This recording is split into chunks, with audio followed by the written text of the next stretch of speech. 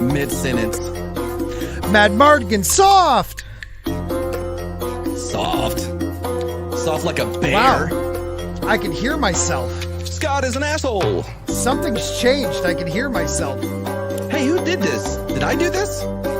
I don't think you did this. Someone changed it.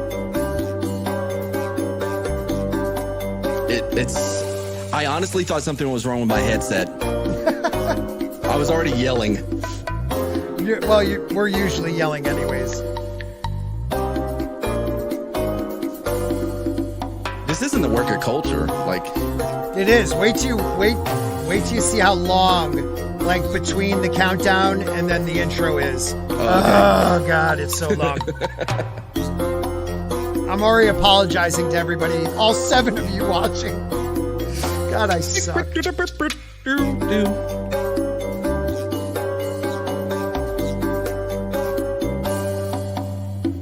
don't really care for that part. Wait, it lasts for a while. Why is it still going? It goes for a while. So is this like another countdown? Now look, it dropped down. It dropped down. Still burning though. Still fire. I'm sorry about the fire there. That's okay. I've been closer to it. I know. He didn't update any of the pictures though.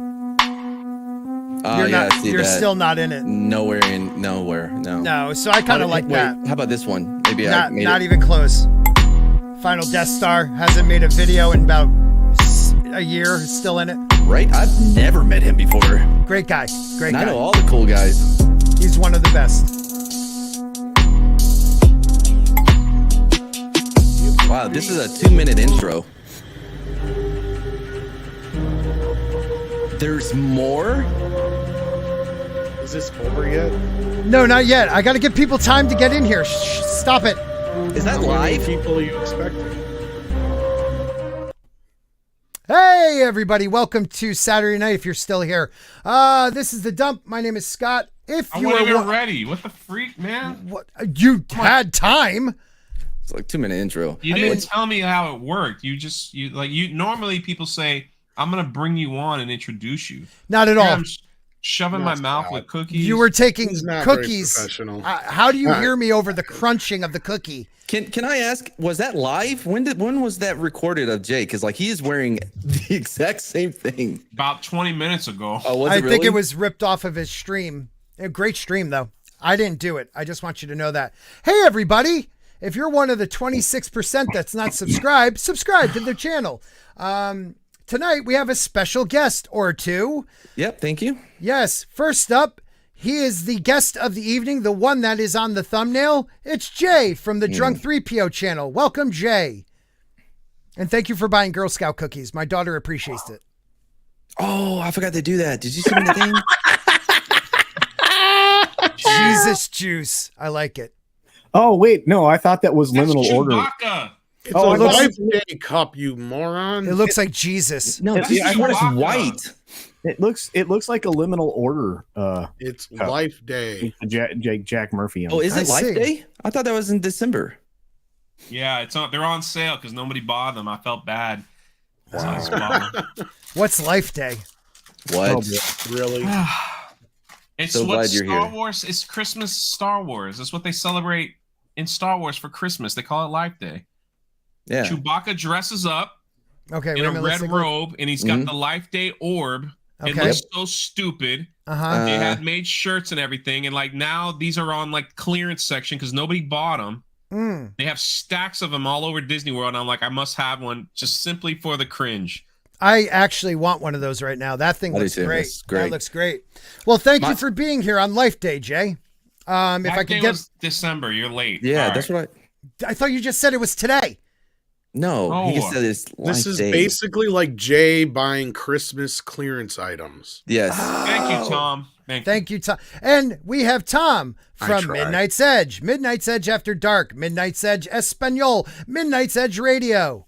And I'm already embarrassed for Scott. Thank you for being here. You're awesome. Well, give it a second. I think I'm next. Yeah, and Mad Martigan's up. Mad Cheesemo with his hair that looks like culture. My name is Madpock, and I'm here to say it's because of my happiness people think I'm gay. Okay, thank you for being Mad, here. Don't ever do that again. What do you think? This is my rap name, Mad Pock Choppa. Mad Pock Choppa. Don't Wow. ever do that again. Yeah. And finally, the dad of the dump, Culture Casino. Hey, everybody. Well, welcome to the show tonight. We have talented people joining us in a little while. I thought it went good. The main guest here this evening, which would be John 3PO. We have Tom Connors of Midnight's Edge, and we have our very special host, the host with the... and he's here. His I'm name's special. Scott. I'm special. Yeah. Thank you for having me on my own show.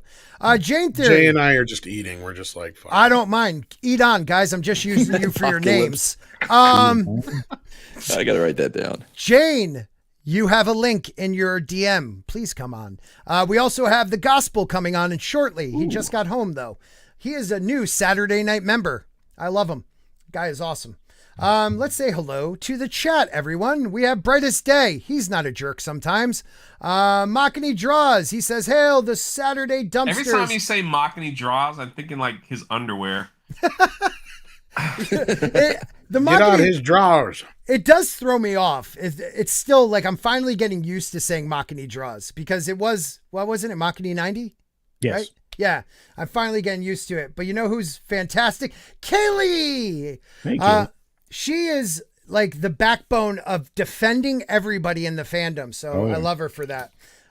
We have Darius Münchausen, and he also sent popcorn like he does every single stream. Thank you, my man.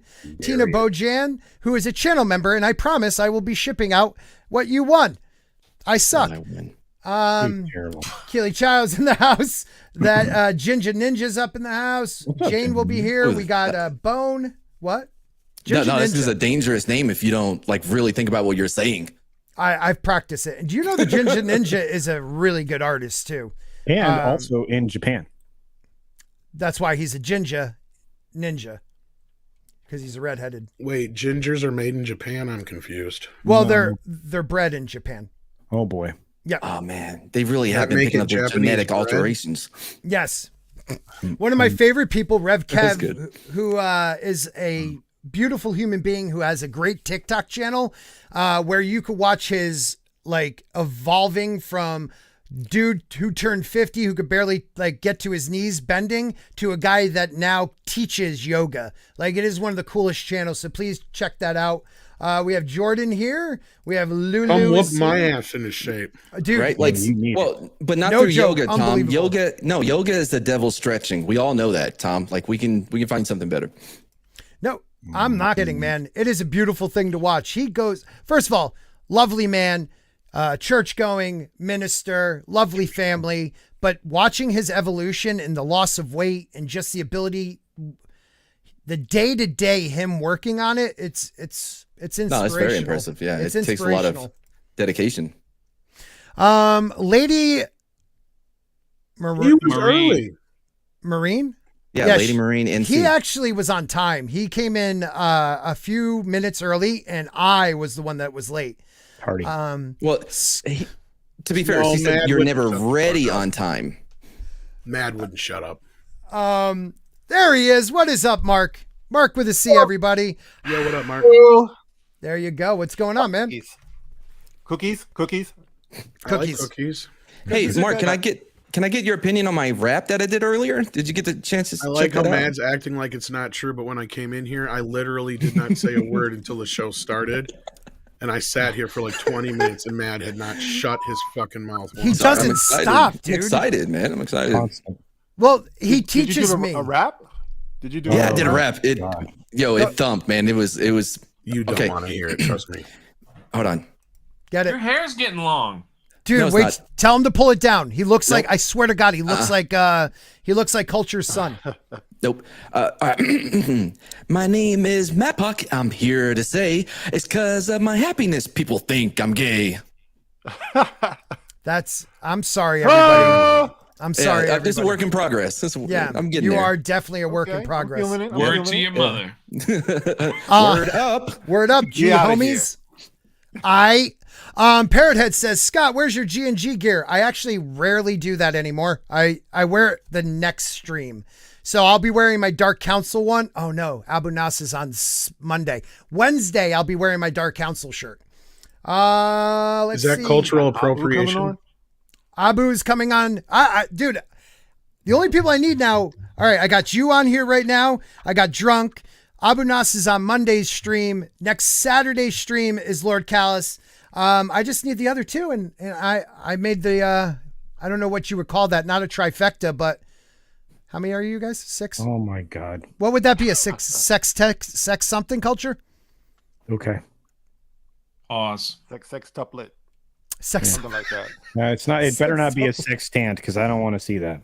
We got great mods in the house. Mark and Eric are here. All right, let's start this shit off. Oh, wait a minute. I got a new channel member. Hey, thank you very much. Oh, what's up, Imp? I know that guy. Imp, thank you, man. I really appreciate it. I don't know what level you're coming in at, but it doesn't matter because Hot pie. no one ever gets any benefits anyways, but I love you guys for it. You guys are the best.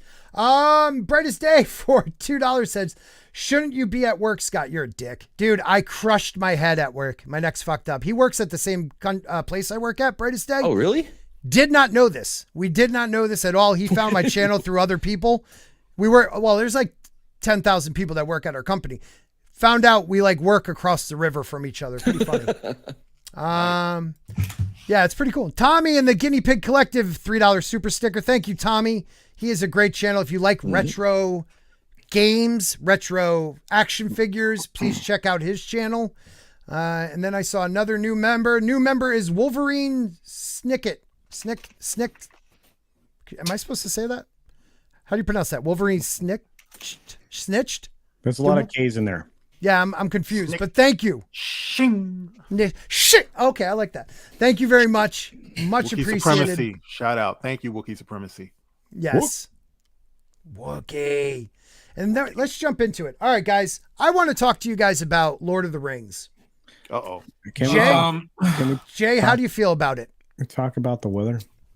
I really want to talk about the dwarves real quick. Okay, let's do it. Like, I'm a little offended, and there's something I need to show. Oh God! As soon as I could pull it up here. Wow, that's what she said. Yeah, I apologize. I didn't know you were going to jump right into this topic. I would have had this ready. It's okay. It's okay. It's important but though. These are people are talking about the black dwarfs, and and I just have to say that I really like black dwarfs, and I have a video that I want to show. I want to show you of my of a black dwarf singing. Oh, okay. Dwarf stuff, and and when you see it, your whole mindset is gonna change. It's like it's just gonna change on how you feel. Take your time. Take your time. It's about all right. Black The anticipation is killing me. I mean, that's where we Just work keep at building it up.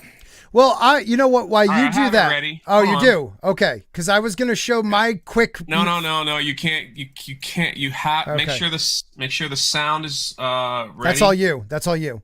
Okay, it's on me. All right. Yeah, I think it automatically does that now. All right, here we go. Yeah. All right. This is a black dwarf, and I don't singing a dwarf song. Oh shit! Here we go. I don't like people talking bad about. Oh my God! I Oh knew it. no! Black. So please enjoy. Hi ho!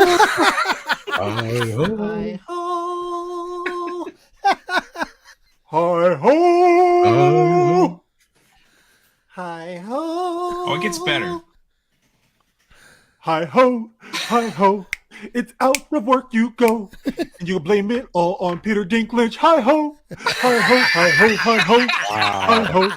You won't get work no more, and it's all Peter Dinklage's fault. Hi ho! Hi ho! Hi ho! Hi ho! So that's my. That was stance worth the right price of admission right there. We should really collab, like with my rap and your whatever Yeah. that was. I could take it to the bridge, right? There you go. I'm There you go. That's right. Funky. That was good. I think, you know what? I love how Hi, you everyone. did both parts though. Oh, hey, Mr. Grant Gregory, I you're know here. that's even better. Like that's even better. He's here. Salute. Talented in so many ways. Hi. That's why you got to watch Mark with the C's channel, because you never know. Like, I watch just for those clips, man. Like, I wait. And so was sure that enough, on one of his videos or one of your like streams or what that was it? one of his videos. I That's was like, fantastic. oh, snap. Yo, yeah. I missed that one. Hello, Jane. How are you? Hello. How Doing great. are How you doing? guys? We are Jane doing had well. a live stream today in front of like thousands of people. It was beautiful to see. That's like, There was a amazing. lot of people in her chat.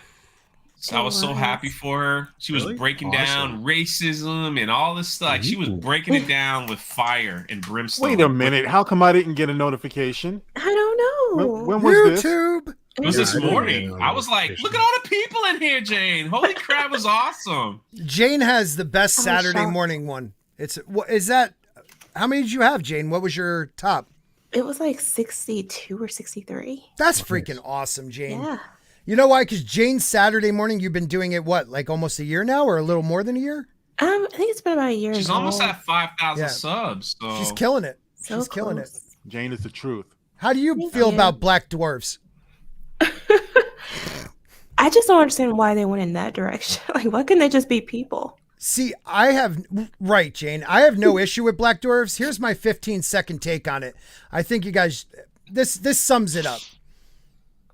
People are up in arms with the change to Amazon's Lord of the Rings. I am one of them. And before you say it, no, it's not about the diversity change. I don't care that there's black dwarves, but female dwarves got beards. What the frig, man? See, that's what I'm talking about. They're not bearded. Okay? So right there, canon is broken. Yeah, beard lives matter. Yep. Get back. And there are here. so And the many females costumes walking are- around with beards out here. You know, in my neighborhood, I see a lot of them. There's your casting right there. You gotta line, Understand man. You it. gotta line that shit up. Their costumes are also really cheap looking in the show. That's what I. Oh yeah, really the like. whole show looks cheap. I have to say, Well, they got some product placement going on. Eileen. Here, Scott. I want to show you they do? something though. Yeah. Please show. Is that you Sure, right? sure, No, that's yes. culture. Here we go, Tom. I'm gonna pull it up. All right, Tom has his right. They got to amortize the cost somehow, you know. But seriously, look at that That outfit. voice. That She outfit. got Doritos in it. Doritos. That's so well done. Exactly. That is wrong. Brought That to is you so by wrong. Doritos. That's what it looks like though. The hell? That's Compare what the that dwarf to bitch is supposed to look cosplay. like. Yeah, the cosplayers know what they're doing. Look at that. Right. See, look, it doesn't matter someone's skin tone. It's that picture right there. She's following what a female dwarf is supposed to look like Yes. in Yeah. Tolkien's world. I'm fine with that. I'm good with that. That But is they perfect. They went the cheap route. Well, they went with like the King And they Henry gave that man a VIII. fade. Oh my god, the elf. Oh no, yeah, that haircut. Holy cow. Oh my god. Okay, so the elf that's sitting like in the grass, doesn't that? All right, no one checks out my tweets, but I felt like he looked like You mean Ryan Elrond Kindle's of the- half. Not Elrond. Elrond. Yeah.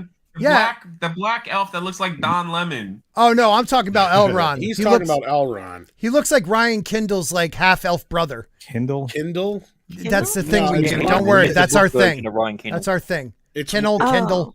It's You Elrond got of the that no name? sideburns. No sideburns. He is. Look at the picture. It's Elrond of the no sideburns. Look, Then why you is his guys hair are. blind? Look, it is 100% Neil Patrick Harris. They didn't even have to put makeup on the dude. They just like ran him It took me like 5 minutes. I'm looking at the picture. I'm like, what is wrong with this picture? It's the same problem I had when I was watching National Treasure 2. I'm like, what the fuck is wrong with Nicolas Cage? It took me forever. I'm like, oh, he don't have no sideburns. Same thing here with this like fucking elf dude. He's like got no sideburns and it looks dumb. He looks terrible. That's horrible. All right, so wait a minute. Let's take a look at a couple of these pictures. And I real checked, quick. Elrond from the movies had sideburns. Not that it matters; they're not attached in any way. He But also Right. has black hair. Yeah, You the hear dude. Elron. Anybody else thinking of L. Ron Hubbard when you Yes, hear the that? minute you say it. Okay, okay. Scientology. Thought it was just me. Yeah. See, now when I saw this picture right here, I thought it was from The Witcher. I was like, who is that? Yeah, that's Galadriel, right? Galadriel. Galadriel. Like, what in the Galadriel. Thank you world? for always fixing me. Wow. That's She's big. like, I can fight here, but like when the War of the Rings goes down, she's like, no, I'm good. I'm gonna sit this one out. Yeah, right? One of the most powerful ones. Yeah, but she was old by then, right? Is there like shit blowing up behind Well, her? Is yeah. that Yeah. pizza, or what is that? That's a mostly peaceful protest behind This her. is Michael Bay's Lord of the Rings. Right?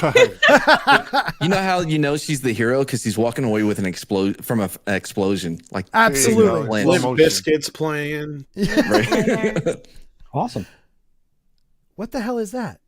Those are hunters. Those are hunters. I did it all for the token. Sorry. Is he What are- supposed to be in the picture? Like, what's happening there? Are they supposed to be moose? Kind Moose of like people? taking me out of the Harvesting. out of the scene there. That guy's got a moose on his back. That's worse than Yeah. the coffee cup fiasco. Damn, dude, Oh. get out of the shot. And I was thinking it was flying monkeys to start with because I thought those were wings. No, it's a they look- moose. I think yeah, antlers. Great. Now we're including Canadians. Is there anyone they won't put in here? No. Can I just say why? Where's the Australian representation? Far, Why far all away. the? Why are all the Tolkien like groups and Twitter groups and stuff? Why are they just such terrible people? That's a good question. What do you, I had a can you video add on to the that? Tolkien Society. The Tolkien Society went after this guy's like Lord of the Ring podcast because he posted a picture of Tolkien saying "Happy Birthday." Okay. And like they went after him saying, "Do you own the rights to this picture? Because we paid a lot of money for the rights. You can't post it on Twitter." I was they're like, "Are you jerk-offs. freaking kidding me? What's Wait a wrong minute. with these Jerks. people?" There's Don Lemon right there. Yeah, Or Don Lord Lemon. Callis. Yeah. I don't know. Oh, God. Oh, Tonight on CNN, we're looking That's into a low caves. blow. Let's just say it's Don Lemon. Lord Callis was the spinning guy in Boba Fett. Now he's going to be on Lord of the Rings. The guy's making moves. Okay? Congratulations to Lord Callis. Lord Callis Oh, blowing my. up. Look at you. Can't that be Ryan's There he elfish is. brother, like half brother or something? I feel like he has, like, if you look at the face, Elrond of the Noburns. He looks like a Down syndrome version of like Sean Bean. Seen Bean? Well, wait a minute. He's the one that played the young Sean Bean He in did.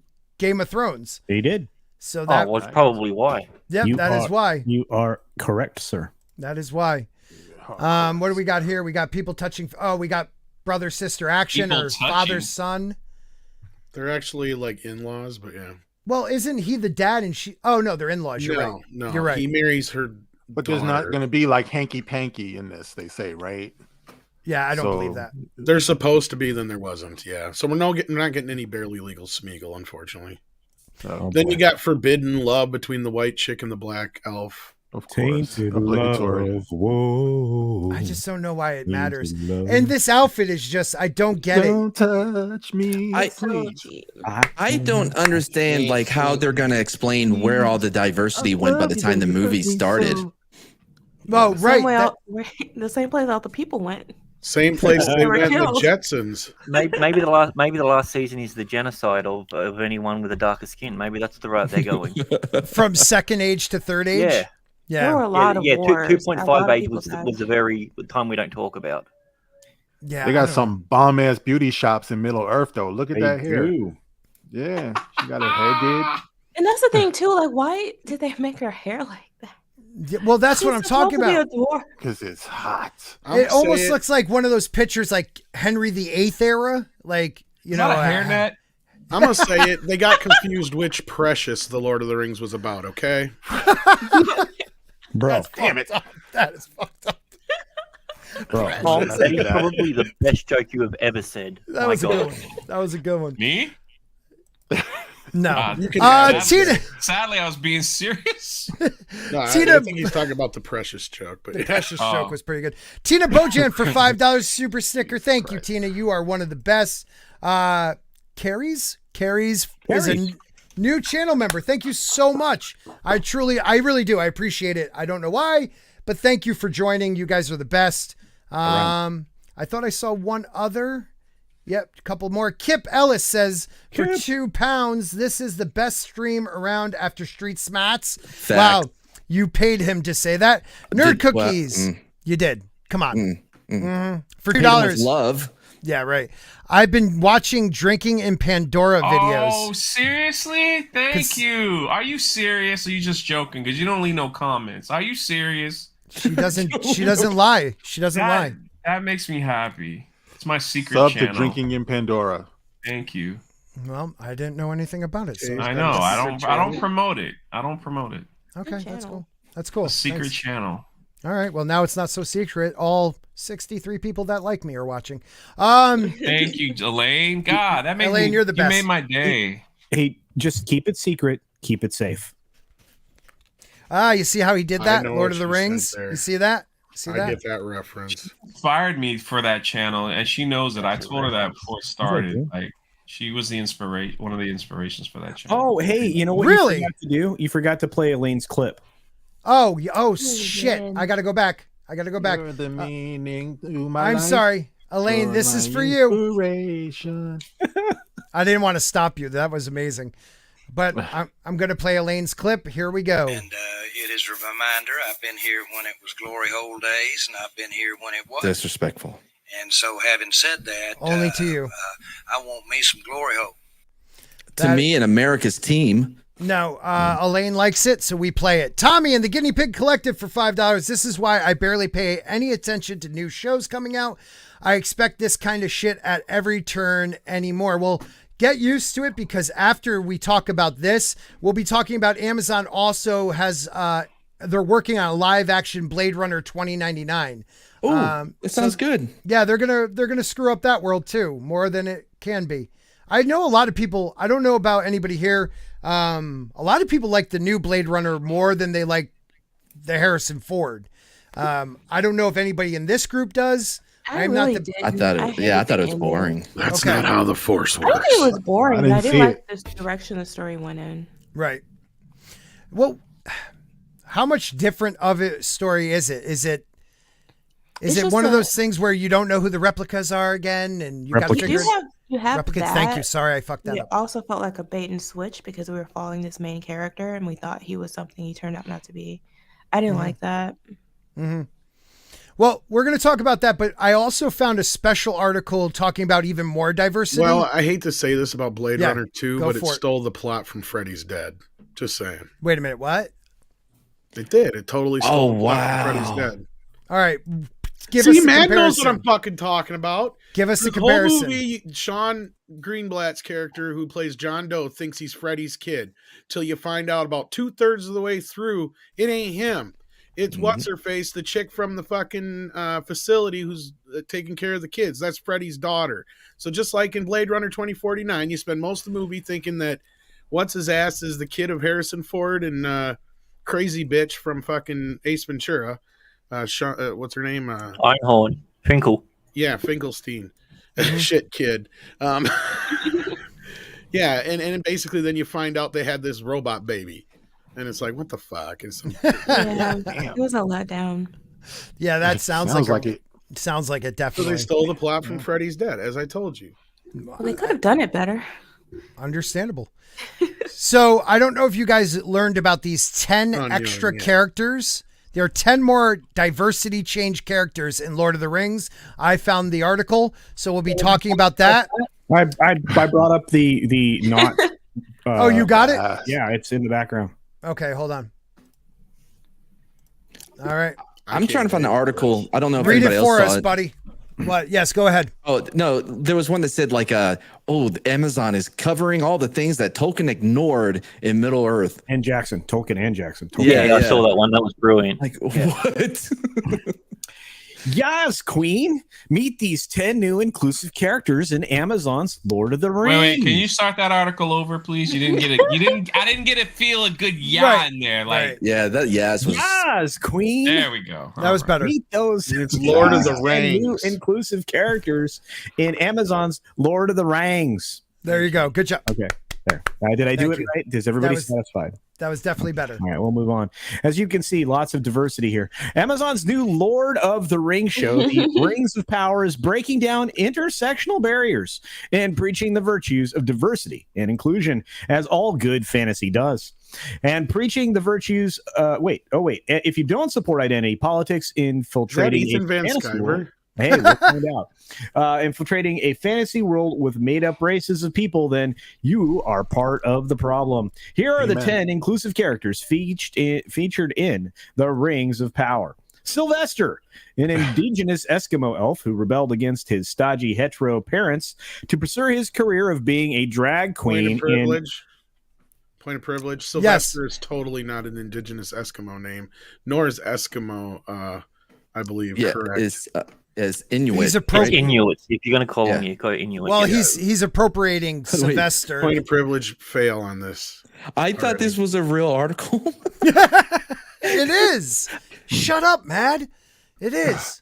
Please finish that line there, buddy. Being a drag queen in a Minas Tirith nightclub. Minas Tirith. Yeah, I don't care. Okay. Well, you're always fucking telling me what to say, so I'm telling you what to say. Okay, well, the club is actually called Minas Clotheth. Oh, okay. Minas Clotheth? Yes. Okay. All right. I got you. The next one up is Legless, a blonde elf warrior with one leg who bravely shows Middle Earth that differently able people can fight too. So wrong. That was good. So wrong. That's so wrong, but so right. This one really actually is kind of bothers me, but that's okay. I haven't even checked them out. You know me. I just go with the article. Oh, I know. He's a Steve, trooper. the real intersectionality here. It's just Steve. Dang it, Steve. Well, there's Steve. That's just Steve. Yeah, Minecraft Steve. Bullshit. They Who can tell the difference anyway? Wow. Breakout character. Himley, she's a dwarf woman who identifies as a dwarf man who can tell the difference anyway. There you go. She has a pin. That's how you tell the difference. Like that chick from G4. There you go. Wow. Do you see the ears on that? Holy cow. Wow. All right. I thought that was Kathy, not Jamie, for a second there. Aubesheimer, the 549-pound warrior of Gondo, proudly fights. Gondor. I said that. Gondor. Okay. Proudly fights against body shaming, ableism, and heteronormativity while teaching others how to be healthy at every weight. Man, let me tell you something. When I grew up, never in my wildest dreams would I be talking about ableism, heteronormal activity, right? Whatever. I've said more ism words these past 3 years than I think I've said in my entire life. Oh yeah. Me too. Now, could someone just getting worse? Well, could someone tell me, aren't these words have been created in the past like 6 years, correct? Yeah. Oh yeah. These are the problem is that you've had all these monkeys come out of the education system with little skills and lots of heteronormal activity. Is that a real word? Is that a real word? Heteronormative is a new word. It's an academic word, which is a problem. So Isn't it kind of redundant? Not really. No, So not really. What is it supposed to mean? Well, so they talk about. Yeah, I guess that's my What a question. privilege. Can we look at the definition, please? Yes, let's bring it up. No. Well, basically, what they're talking about. Normativity. So their problem is with the normalization of the hetero-pestilential androcentric homogeny by people. The patriarchal opposition to the advancement of women in the social, let's look it up. Politically I got it. Basically, I can't marginalized. talk about fat people. As it's known as the AM9234647. Everyone Absolutely. knows No, that. heteronormativity has to do with gender. Can they, them mad, please be quiet. He can't be quiet. So what is heteronormativity? Normativity. Yeah, wow, they make me say it again. Heteronormativity or whatever is the assumption that everyone is straight. It's a real word. It is. Fuck. It's the idea that romantic and sexual relationships are always between one man and one woman. Heteronormativity assumes heterosexuality is the default sexual orientation and the only normal or natural way to express sexuality and attraction. Dicks. There's a history of that word.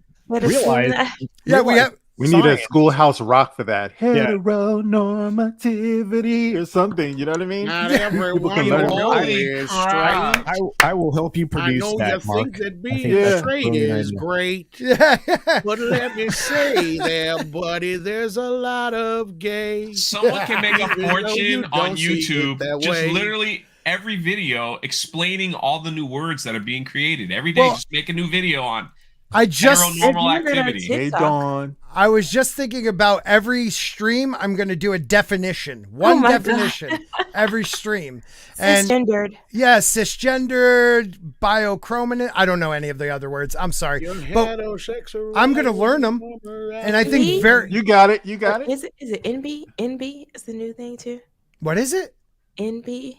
I don't know, Like but if the next non-binary? person, You're right, that calls me sis has a surprise sandwich coming their way. Oh yeah, I'm actually quite hungry. I'd be like, I ain't your I'm sis, saying this bro. thing has been around since 1991, though. No, Yeah, it has been around since no, 91. no. Yes. Yeah, well, they've been trying to spin this shit up for a while, Mark. This is the whole thing. They have to. We don't need to get into it here, but I mean that's the whole point. We is ruined to- the joke. Let's go back to the. Yeah, To some degree, though, I mean, you've had some terms that did have an academic use that Right. Twitter culture has just twisted Yep. into something entirely different. You see the same thing with intersectionality. It Yep. didn't mean initially what they've made it to mean Yep. now. Right. Before Right. we Totally continue, agree can with I just Schoolhouse say Rock. that the more intelligent Jane Theory talks, the more attractive she becomes, and I've seen her real Absolutely. face. We just Absolutely. learned that Jay is a sapiosexual. Yeah, I mean she's a beautiful woman, but then you stack the brain on there, and it's like, wow, Stack what? What? the brain. Okay. Jeez, oh Pete, you dirty-minded human. All right, But at the same time, I want to hear her talk broken English sometimes. You know what I mean? I think that would be a turn on just once. Just once. Oh, she Yeah. does, Mark. When you mess with her food, Oh, like she takes the fingernails off, the wig You comes never off. even done that. Fingernails off. In my live stream today, I said there was a story that we read about a woman Oh, who took Lord. off her dress to fight her sister, and I said, any women in the chat, what would you take off to like when does it get to a point where you got to take clothes off to fight? And Jane goes, I ain't taking my clothes off, but I'm ripping my dress up. And everybody was like, So out of context. whoa. That's so Whoa. out of context. Say what now? are you saying so you have a better stance? No, You're no, like no. Give ripping us the more. side of your The dress? whole story out. That's not what happened. Okay. No, that's how it That happened. means that's was totally watching. what happened. I would just like to hear you explain yourself, Jane. No, that's not what happened. What did you say then? You didn't say that you would rip your her dress? off. I didn't say it in the context of a fight. That's not what I Oh. said. Yeah, you were talking about a man. Oh, okay. I was trying to like save you from that, but she's like, when I see my man, I'm gonna rip my dress off for him. I was like, hey, hey, Oh my hey. God. oh, she's wearing. She's wearing you see So the what dress she's gets wearing? ripped off at some point. That So- part is a fact. Jay, that was a heteronormativity view on it. was a Did you foul. you assume she would rip it off for a man? Right. No, she stated she would. That's She silly. stated He was fact. asking under what circumstances. would Ah. I you said, yeah, rip it what under what circumstances would you rip your clothes off? And she's I like, said that's for like my, the only for circumstance. my man, Okay. I'm ripping my dress. Okay. This became a mad at that. completely different stream now. Yeah. Welcome Yeah. everybody to the 79 people here. Please subscribe. And I just sat back and was like, wow. And then the chat went crazy, like, I hey, know. Jane, tell me more. Like, it just didn't Tell me stop. more. Tell me Mad, more. I'm kidding. Keep talking. Very far. All right, sorry. No, no, She- please don't be. She has the appropriate headdress on currently. Have you seen her avatar? She is sporting the Valentine's Day. She always has it down. Okay. She's always ready. Woo. She's avatar is on point, Yep. Yep. on fleek, as the kids say. Right. Right. Shut up, Dad. Come Come on, I'm Dad. hip. I'm hip. I. All right, Holmes. Next one.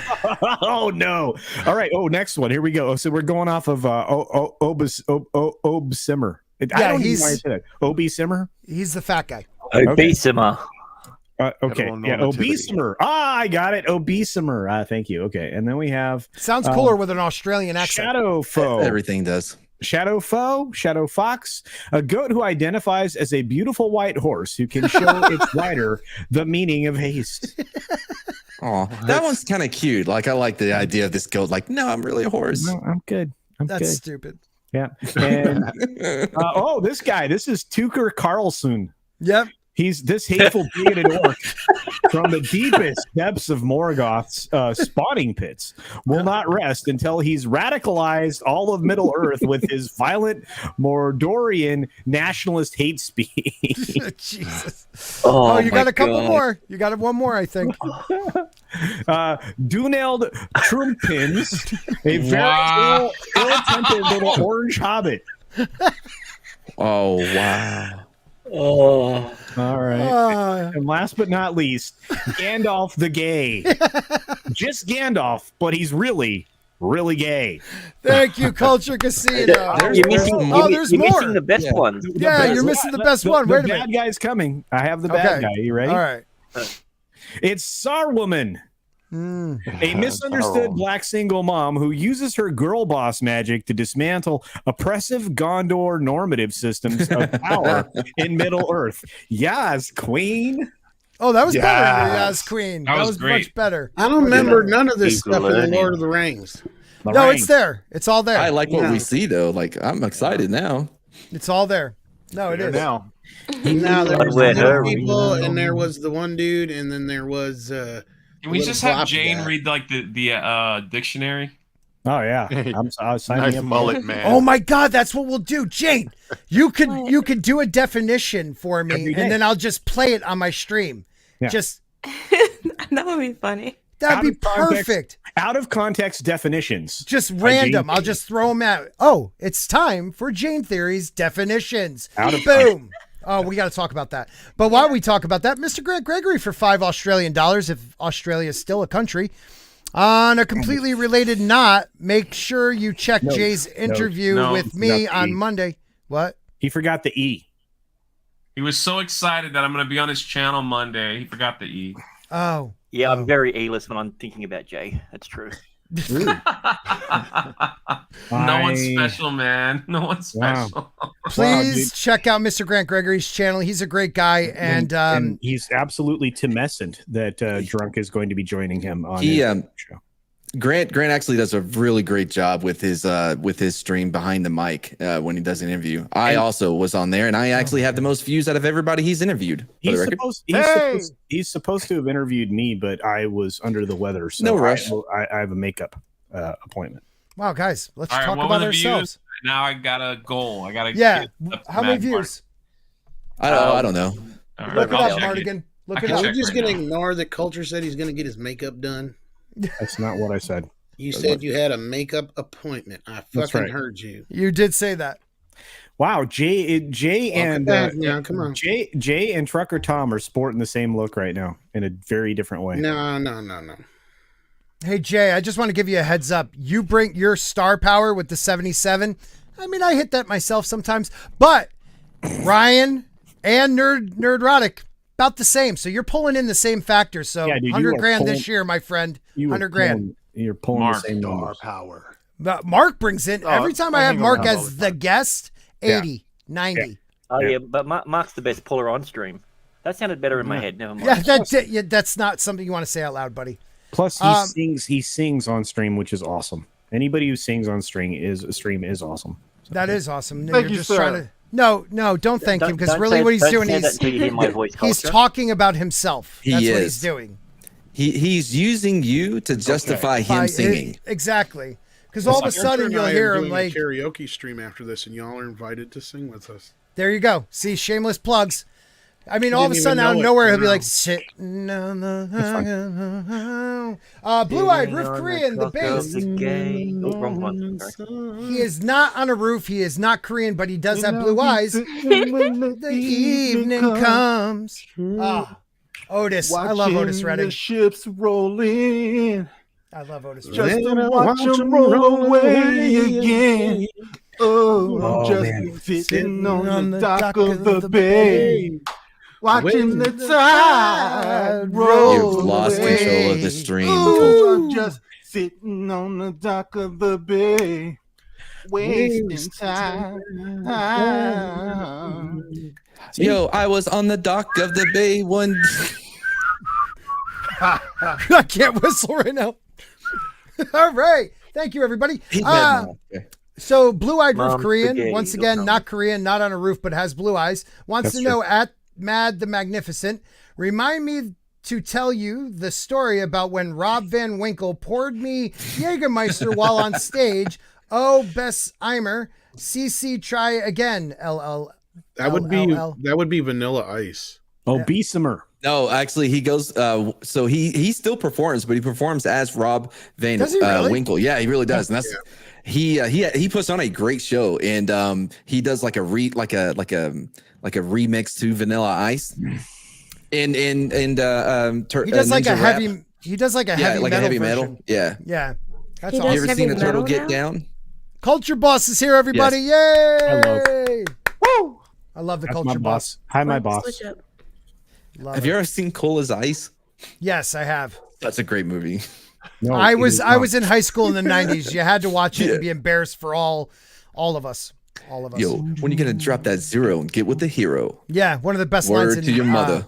one of the best lines in movie history. Yeah. Tommy and the Guinea Pig Collective for $5 says, "Are we talking about Lord of the Rings or Lord of the Rim Jobs?" Lord of the Rim Jobs. What? I think that's a sexual thing. Oh, I Thanks, thought it was Tom. about changing your tires. I was a little Brown confused. No, sir. Yeah, you Maki- gotta roll down Yes. the local Big O tire and get them new rims. So, Makini draws it for $5. Thank you, Makini. Says, Scott, a good guess for the dump would be, is it Melania Mack? Melanie Mack. I don't, Oh, who's Melanie she's Mack? awesome. My She was on gosh. with, was it Critical Drinker? I think. I gotta. Yesterday or the day before. I have to get her on my stream. Did She's you go amazing. camping with her, Jay? No.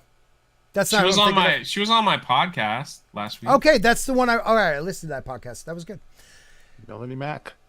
Melanie Mack. Sounds Okay, cheesy. I mean, if someone can No, help she's me, awesome. someone knows her and wants to like have her on. That'd be Yeah, cool. I mean, My Monday stream. My Monday stream is myself and one other person. Yeah. Not this fucking shit show that I have on Saturday nights. You Eric invited K, all of these people. I love you all. That's why. And I have problems saying no because I want people to like me. Eric K for $1.99 says, I agree more. Agreed. More Jane is always better. That is the truth. Oh. Once again, check out the love right there. Where is- is the love? Oh, I was wondering if you always had the heart, like the hearts. I was like, I don't remember seeing that in that. It's No, I added Valentine's for Day, yeah. Valentine's Day. Oh my God, dude. Come Speaking of with us. which, I got to make a note. Unrelated. Yeah, it is Monday, my Man, friend. might be too late, bro. Monday. So, question, guys: has anybody watched the new Daily Wire trailer Oh yeah. for Gina Carano's new movie, Terror on the Prairie? Yes. Yeah. Because we're about to watch it. Because I've held I off. haven't seen it. Yeah. I've held off for tonight. Can you do it in like not like blinding everybody with this and go to full screen on there? Because dang. Could you stop being a meanie? Okay. All right. Because I know put you're the not audio good on? at that. Are Hit you? the volume. Wow, could you all just take a breath? We got this. You stop being a meanie. Yeah, he's a meanie. I was being a meanie. Do the thing. The thing. Do the thing with the thing. You know, All right. you know the thing.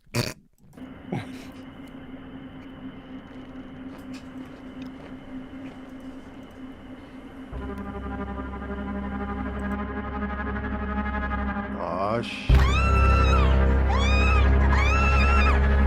I'm gonna pack the wagon and take our children out of this godforsaken place.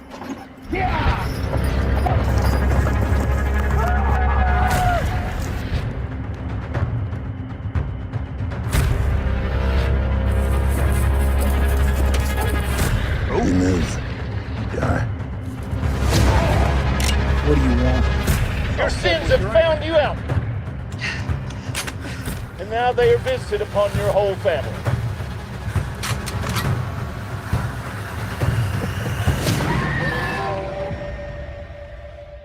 Woo.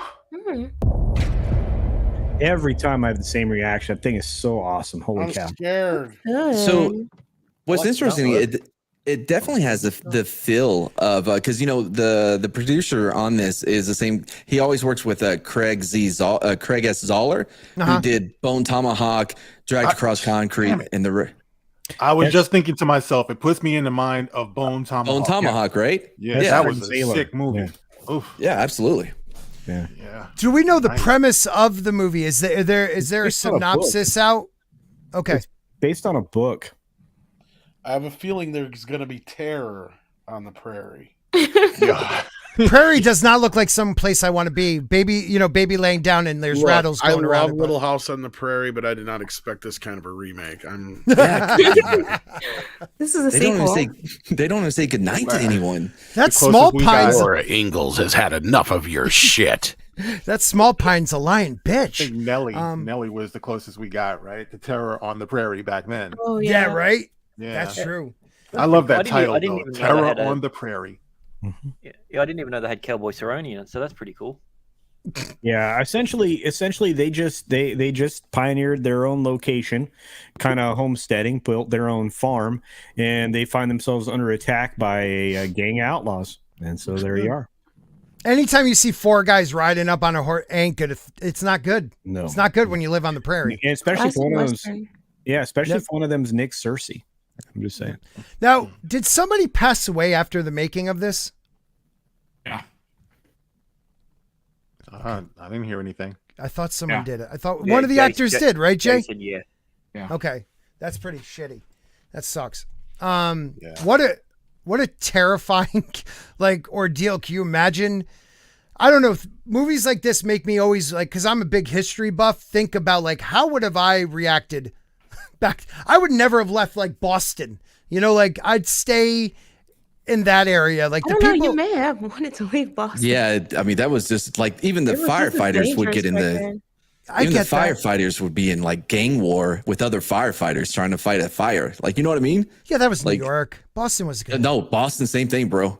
I know, but I mean, the prairie, no one, you got no backup. At least in your tenement, you got somebody that, you can make your own gang.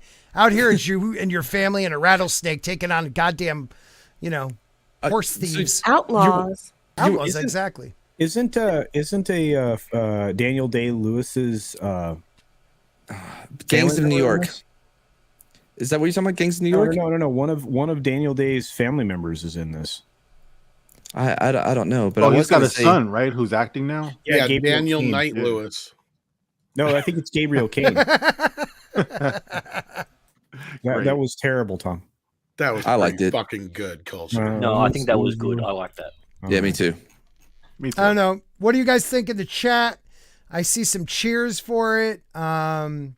Looks good, man. Oh, wait, what? I mean, it was dangerous for people back then. You had to go out there and build your own house in the middle of nowhere. Now, sometimes they had homestead races pretty much where they would say open land and you have to go settle. You go and you actually go and stake it. And from that stake, you get a certain amount of land. Yep. I wish they did that now. Yeah, we actually saw that the where Nicole Kidman met Tom Cruise and then had the unfortunate marriage situation was in the film they were together on, and that was the premise of that. Was that when they were from Ireland? Yep, they went and staked the land, and he died. Well, so I don't remember that in Days of Thunder. I was gonna say you also see that it in Outlander too when they come to the Americas. Oh, they make it over here. Mm-hmm. You know what? You're right. They did meet on Days of Thunder. They did that film afterwards. You're right. Yeah. But guess what? I hate being wrong. Shit. Cold Trickle don't give shit. He don't take shit. He's Cold Trickle. All right, so here's my take on it. This is the problem. Pieces of trash like this, Jacob Hall, who's a piece of garbage. He works for Slash Film. Slash Film is a bunch of trash. They come out with tweets like that. Why'd you do that? You messed me up. I don't like that. Keep it simple, man. Come on, man. You messing up my point here. They come out with stuff like that. Soon as Gina dropped her trailer, this guy tweets this out. Shout out to the Quartering who saved the screenshot before the guy locked up his Twitter. Movie websites join me in don't covering anything with the Daily Wire name on it challenge. These people want her to fail. They want Gina to fail. They want her to go away. They don't want to see her succeed. They don't want her happy. They don't want her working. So they're sending words out to other people to please don't cover this film. Not even please, but don't cover this. Pretend like it doesn't exist, and maybe it will go away. The guy's such a punk. He locked up his Twitter account after something like that because he knows what he said. And this is the problem. These freaking people just can't leave well enough alone. He didn't have to tweet that. He didn't have to say anything. If he didn't want to cover the film, he didn't have to cover it. He'd have to come out here and make a challenge for people not to look at it or watch it. So it's going to be on all of us. We all have channels if you want. I'm not asking anybody to do anything they don't want to do, but I'm just saying the only way this stuff is really going to be successful, it's going to be a grassroots type of movement to get this stuff out here to people to watch. I put this thing on my Facebook, so my mom and dad could see it, like her movie, the teaser trailer, things like that. It's because we knew this was going to happen. Yes. We knew that these cancel culture idiots were going to come around and just say this and say, oh, it sucks. Oh, it's this. Pretend it doesn't exist. Pretend it doesn't do that. But I gotta tell you this much: if you go on Rotten Tomatoes and look at Shut In, they just released the Daily Wire did a Shut In film on Thursday night. If you go to Rotten Tomatoes now, even the top critics are giving it such positive scores. You could look at it and see, and this is what they're afraid of. They're afraid of people like the Daily Wire. You don't have to agree with their politics. They have this studio thing coming out where they're just trying to make films that people enjoy. And it's separate, right? It's separate from their political views. It's all going to be connected, but Shut In was not a political movie. Like, it's just like, that's what I'm saying. Like, they're not coming out doing things like that. They're going to make films. And so, because they're tired of the Hollywood bullcrap of like them putting stuff, destroying our characters, making woke stuff, whatever you want to call it. And they're like, finally, like, we're just going to do it ourselves. We're tired of it. We're going to do it ourselves. And they hate it. These people hate that crap. And so they're going to do everything in their power to try to shut it down and be quiet. Right. You know, if there's a movie out that I don't want to see, I might comment.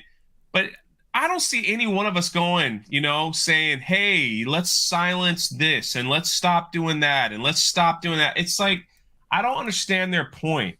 I think their point is go that out of their way it takes away the power to cancel. But that's what I'm saying. It's like, what's their end game? All they're doing is driving more attention to it, and it's just rallying people like us to get even bigger where they're going to lose their power. Look, this is the same idiot, right, who came out on Slash Film and says, as the person who wrote this tweet, I will not be looking at these comments. Oh, shame. It seems like racists won't be able to enjoy the new Lord of the Rings. Oh, it gets worse. Then he goes on this whole thing about, I deleted my previous tweet because I really don't want to deal with white supremacists mentions all night. And then he calls them Yahtzees, people that didn't like Ghostbusters. They're racist. They're this and that. And these are like the Hollywood reporters. He's the chief editor. Well, that was my question: is who the fuck let me finish. He is the Hall? chief editor of Slash Film. Oh my God! So they have a lot of people looking on whatever you want to say about Slash Film. They have a lot of people looking on them. I've seen many people that are on this panel to use Slash Film in their videos, things like that. So, but this is who they are. They hate you. They hate that you have a different opinion. And it's like, what the heck, man? Like what?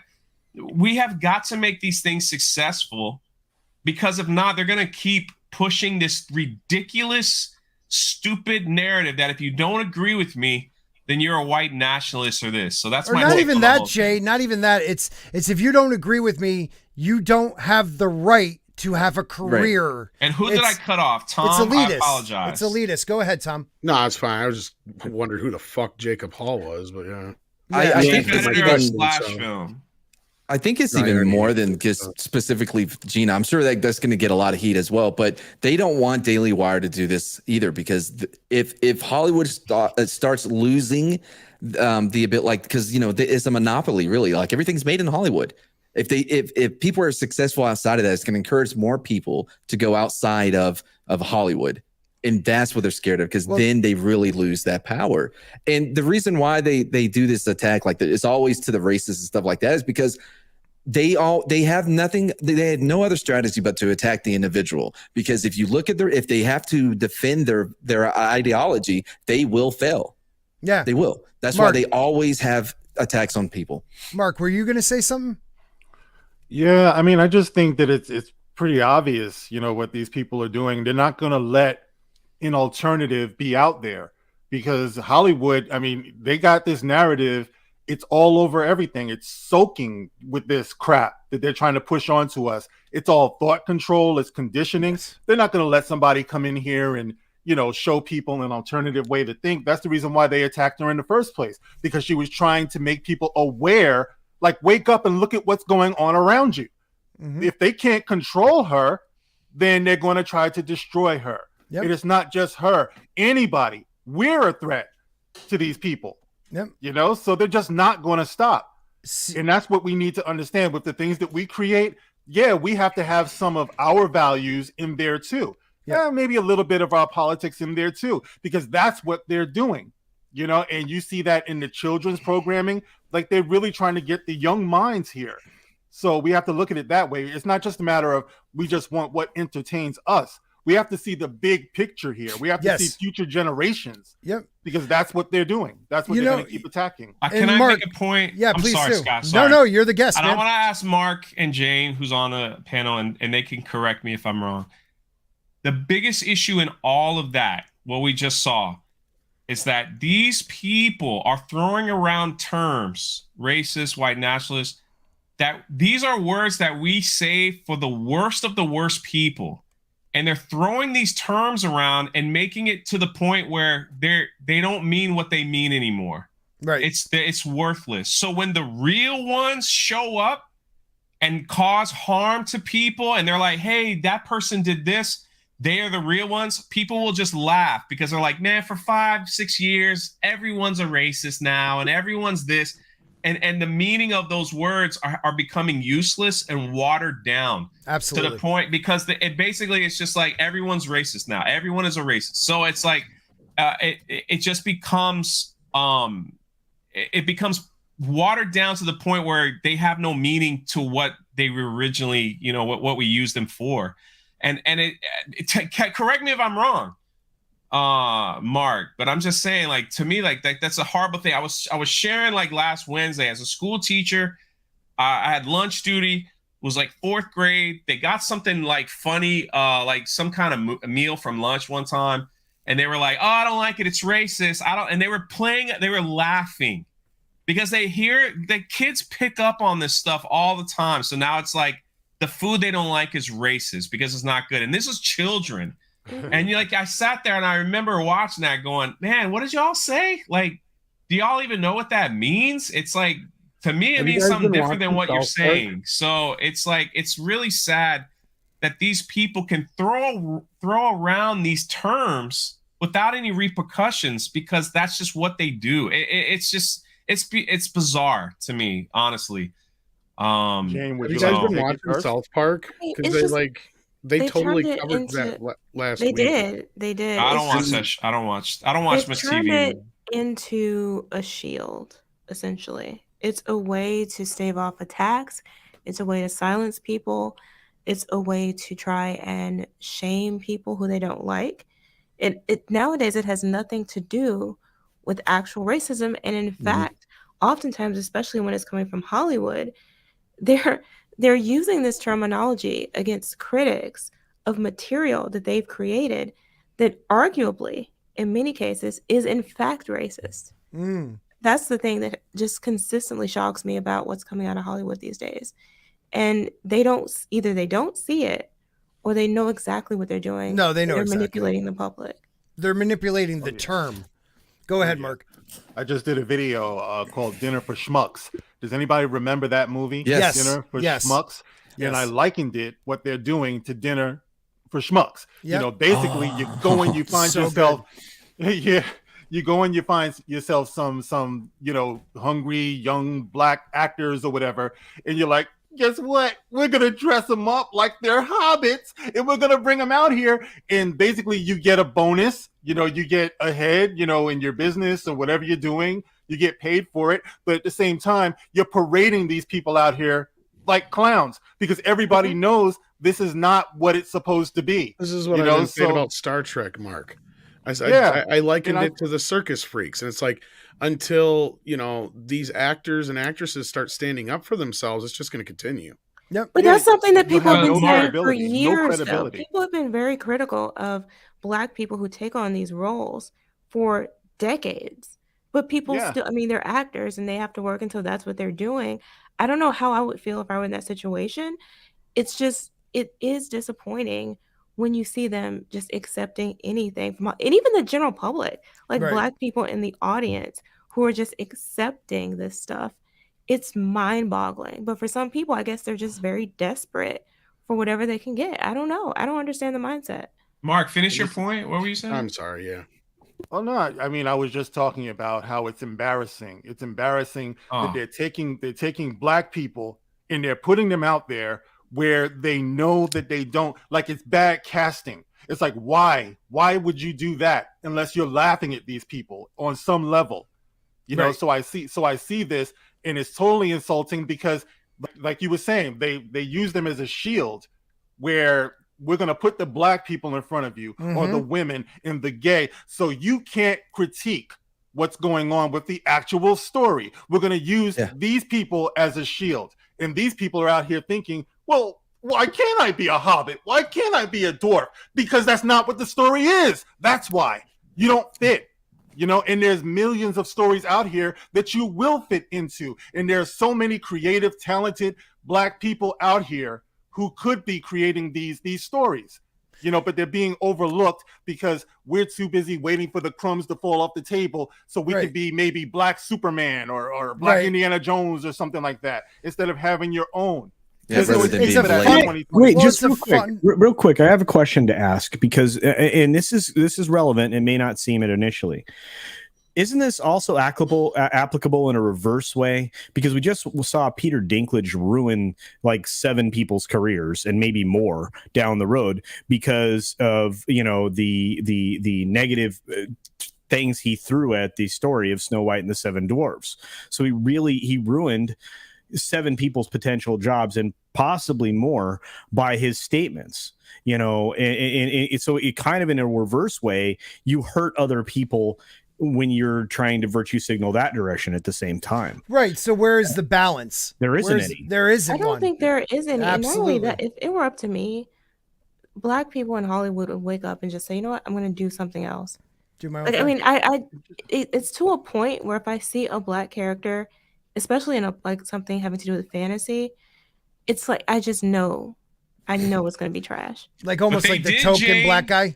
There's a movie on Netflix. What's it called, Mark?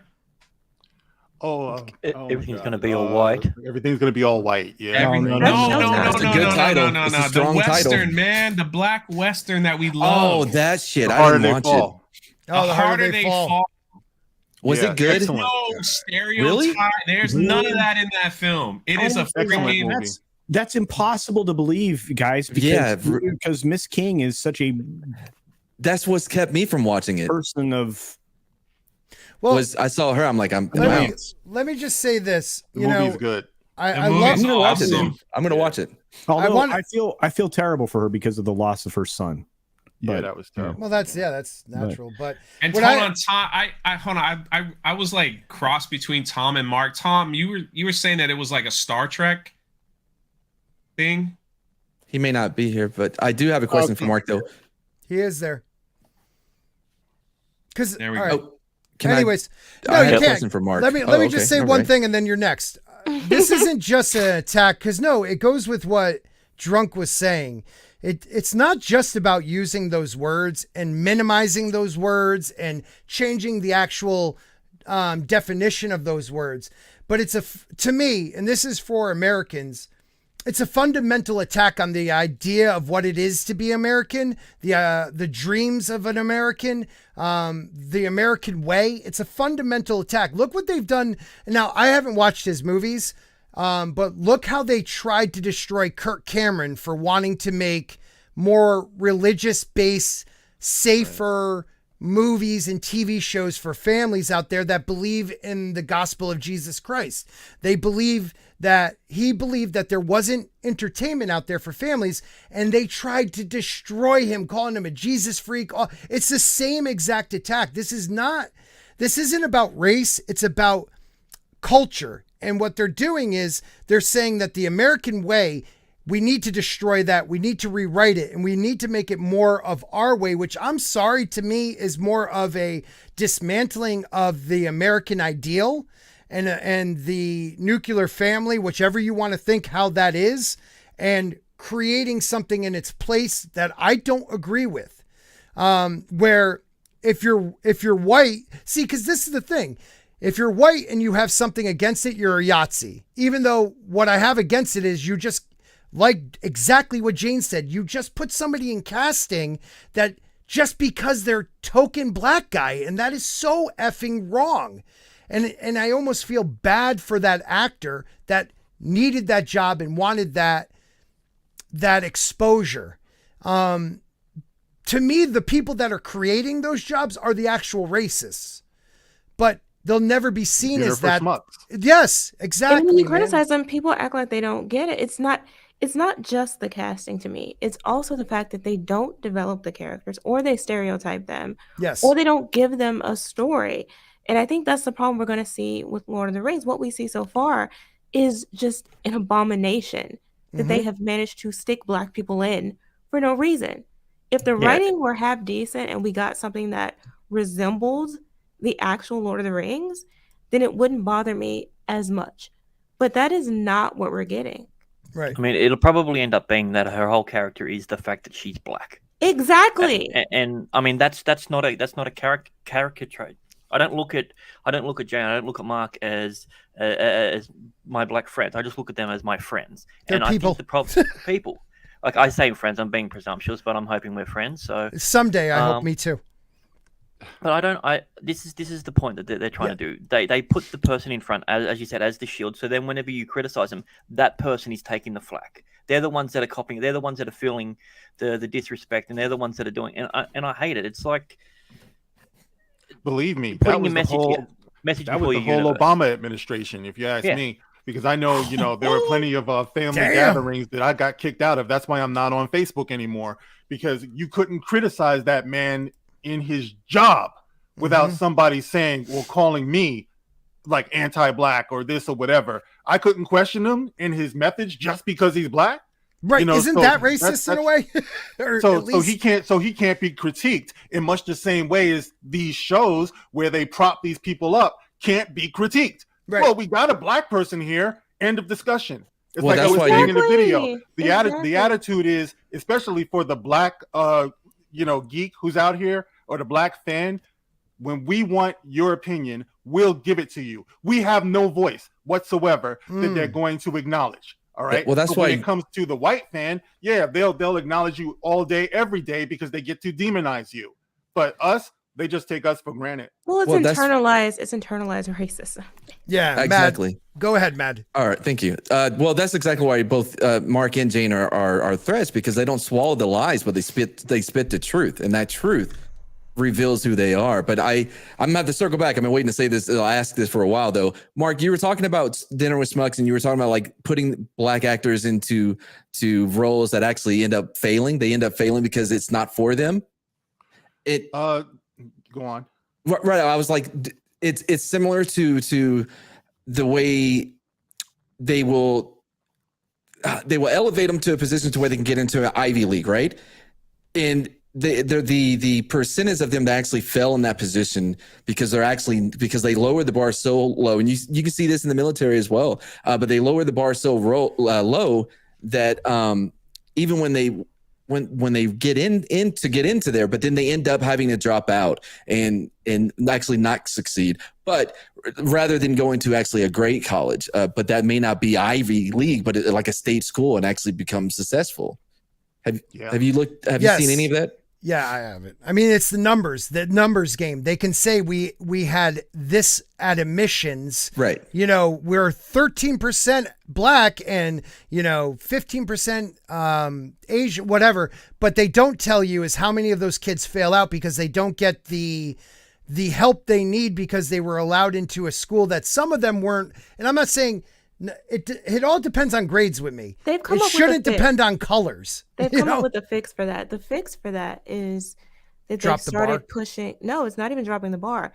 It's that they're pushing more African and Caribbean and immigrant students. Right. So they have the quote unquote Black total that they want, but a lot of these students aren't Black American.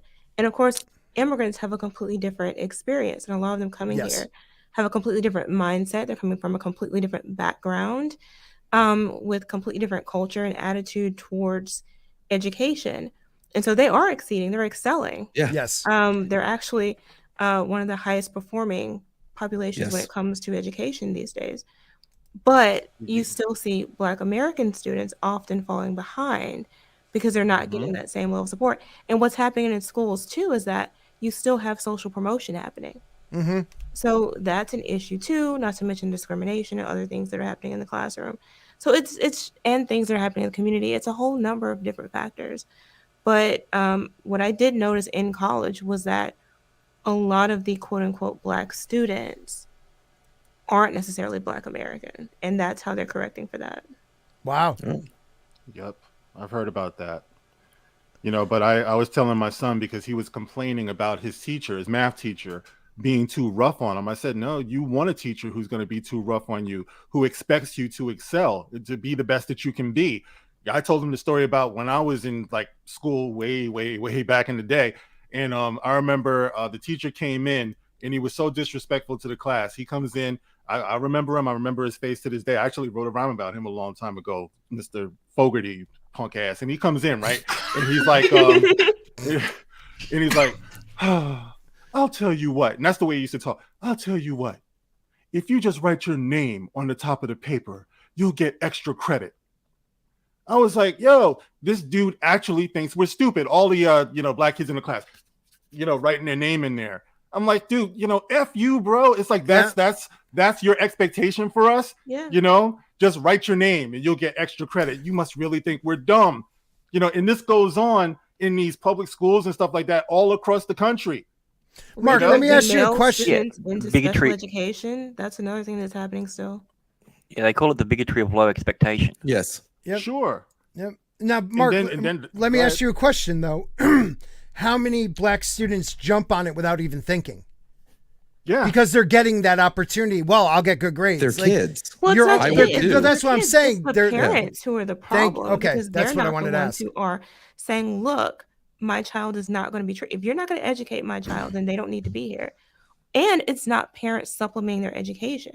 Like for me growing up, I had a classic tiger mom type parent. Yeah, you did. Where Nice. like my dad didn't care so much because he was into other things, but my mom was in charge of education, and I had to get straight A's.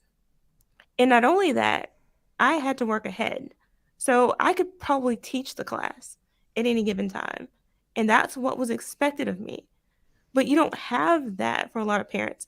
I can't tell you how many parents I've encountered who they expect this, and maybe it's a trust issue, I don't know, but they expect the school to educate their children, and they don't understand that that's not what's necessarily happening. Right. I was touching on that in my video, what everything's going to be all white. These people are wasting all of this time trying to stick it to white people, totally ignoring the fact that most of the hate that you get comes out of your own community in your own home. And I have no problem saying that because I know that it's true for a fact. You know what I mean? It's like the first person who ever said in my life that, hey, I like you. No, she said, I like your complexion. She said the first person to compliment me on my dark skin was a white woman. And I had to have been about 17 years old by that time. 17 years on the planet. And you think that somebody in your own home, in your own community would at least tell you something that makes you feel good about yourself? But no. And this is what goes on over and over again. So I have no patience for these people who want to waste all of this time spending all of this money producing a show like that. Hey, everything's going to be all white. If only they stop killing us. What the hell kind of world are you living in? How are you ignoring all of these babies who are being killed out here in the street? Why are you wasting time on this? As we speak, people are dying out here. Yep. But they want to have this on TV. They deserve what they get. That's how I feel about it. Until they get real, they deserve what they get. And you know what, Jane, you always, like, you were the person who taught me this. They perpetuate these stereotypes in movies with like the darker skinned black female and the lighter skinned female and the darker skinned male to the lighter skinned male. They perpetuate these absurd prejudiced ways about them where like the darker skinned female is always the more, I'm more abrupt and I'm more angry, more angry. Right. Right. And it does, like, I focus a lot on how Hollywood sort of piggybacks on it, but Mark is right. It's happening in the culture. It starts in the community. These little black girls, dark skinned girls, are usually the primary target of attack from everyone in their family and everyone in their community from when they're little throughout their entire adulthood. And then to see it in the media where Hollywood is just banking off of it, it's sad and it's pathetic. And it's something that, I would love to see start to change, but I don't even see it in things that Black people are producing. You see the exact same stereotypes replicated by a lot of Black directors and writers. It's just, you know what, Jane? It's insane. very hard. It's very hard to try to bring awareness to this because for a lot of Black people, that's airing dirty laundry. They don't want to talk about it because they're so obsessed with white people. You know, they're so obsessed with everything's going to be all white that if you talk about that as a Black woman, someone's going to accuse you of being, you know, like a coon or, you know, Uncle Tom or Thomasina or whatever. You know, I had some guy in the comment section of my latest video, you know, calling me out. You're the problem. You're the problem. Dude, I just got through saying that you could produce your own. Right. You know what I'm saying? It's like you don't need to be running after Lord of the Rings. You know how many African fables there are that's out there that you could be adapting or writing a book about or whatever. But I got to be the problem because I'm pointing that out. But that's the reason why I was saying in the video too that a lot of content creators that are like me would have a hard time finding an audience because the first thing you get are people pushing back against it. Do you think that this is a circle? Do you think it possibly could be a circle because you have the cycle of abuse, you have the cycle of, do you think that possibly people are just, they're repeating the same stereotypes because they're stuck in that cycle? It sounds like it when you're saying it's in the community, right, Mark? I mean, and Jane, 100%. You're saying it's at home. I'm just trying to make sure I'm hearing what you're saying. Yeah. And it's I don't know interesting to me. I don't know that it's a cycle. I think that people like to think that a lot has changed and things have changed, but a lot of things have not. It's only been so long since the civil rights era. And it's almost like we expect changes to have occurred overnight. Right. But how people are reared is often based on how they were reared. Right? Yeah. You're looking at parents and grandparents who had a completely different mindset, and how they raise their children is reflected in that. Yeah. And if they don't know any better, they haven't grown up in a different environment, and they're not exposed to anything else because they're only around people like themselves, then it's like they haven't had enough time. I guess there just hasn't been enough time. And I'm not saying it is, but it's like this. Move out of it. And I'm not saying it's this, but it's like that cycle of abuse where like a child's like, I'll never be like my parent, and then they become their parent. Yeah, and it's that situation where it's tough to break. It's the concept of the Game of Thrones. It's you have to break the wheel. Ooh, right? You have to recognize it first. Yeah. Well, you have to recognize it exists. And if you go into the community in some of these areas and you talk to them, it's, if you remember, Bill Cosby, before we knew he was nuts, he used to talk a lot about independence and taking responsibility for your own actions and changing how you see the world and changing how you see your part in it. And using Quaaludes. People attacked him though because of what he was saying and how he was trying to really empower people that you do have control of your fate. But don't you think it's the man? She's right. Do you know how much shit he got over saying pull your pants up? He did. That's actually when everything came out about him. He had to be silenced quick when he was talking like that. Exactly. Isn't that crazy? And who, like the Black community, got at him more than anybody? How dare you? How dare you be saying that? Once another example, which is really weird because they turn around and they rally around the wrong. And I hate to say it because again, nobody's part of this collective thing. I don't like that concept of thinking, but lots of people were rallying around Jesse Smollett when we knew for sure, that even it was a lot of white people. They still do. They still, and it's a lot of white people. You're absolutely right. It blows my mind. I'm like, I was shocked. I'm in a group on Facebook that I'm hardly in anymore. But anyway, it's a group of college educated Black people. Okay. And when this story came out, I'm like, this makes absolutely no sense. This is stupid. He's lying.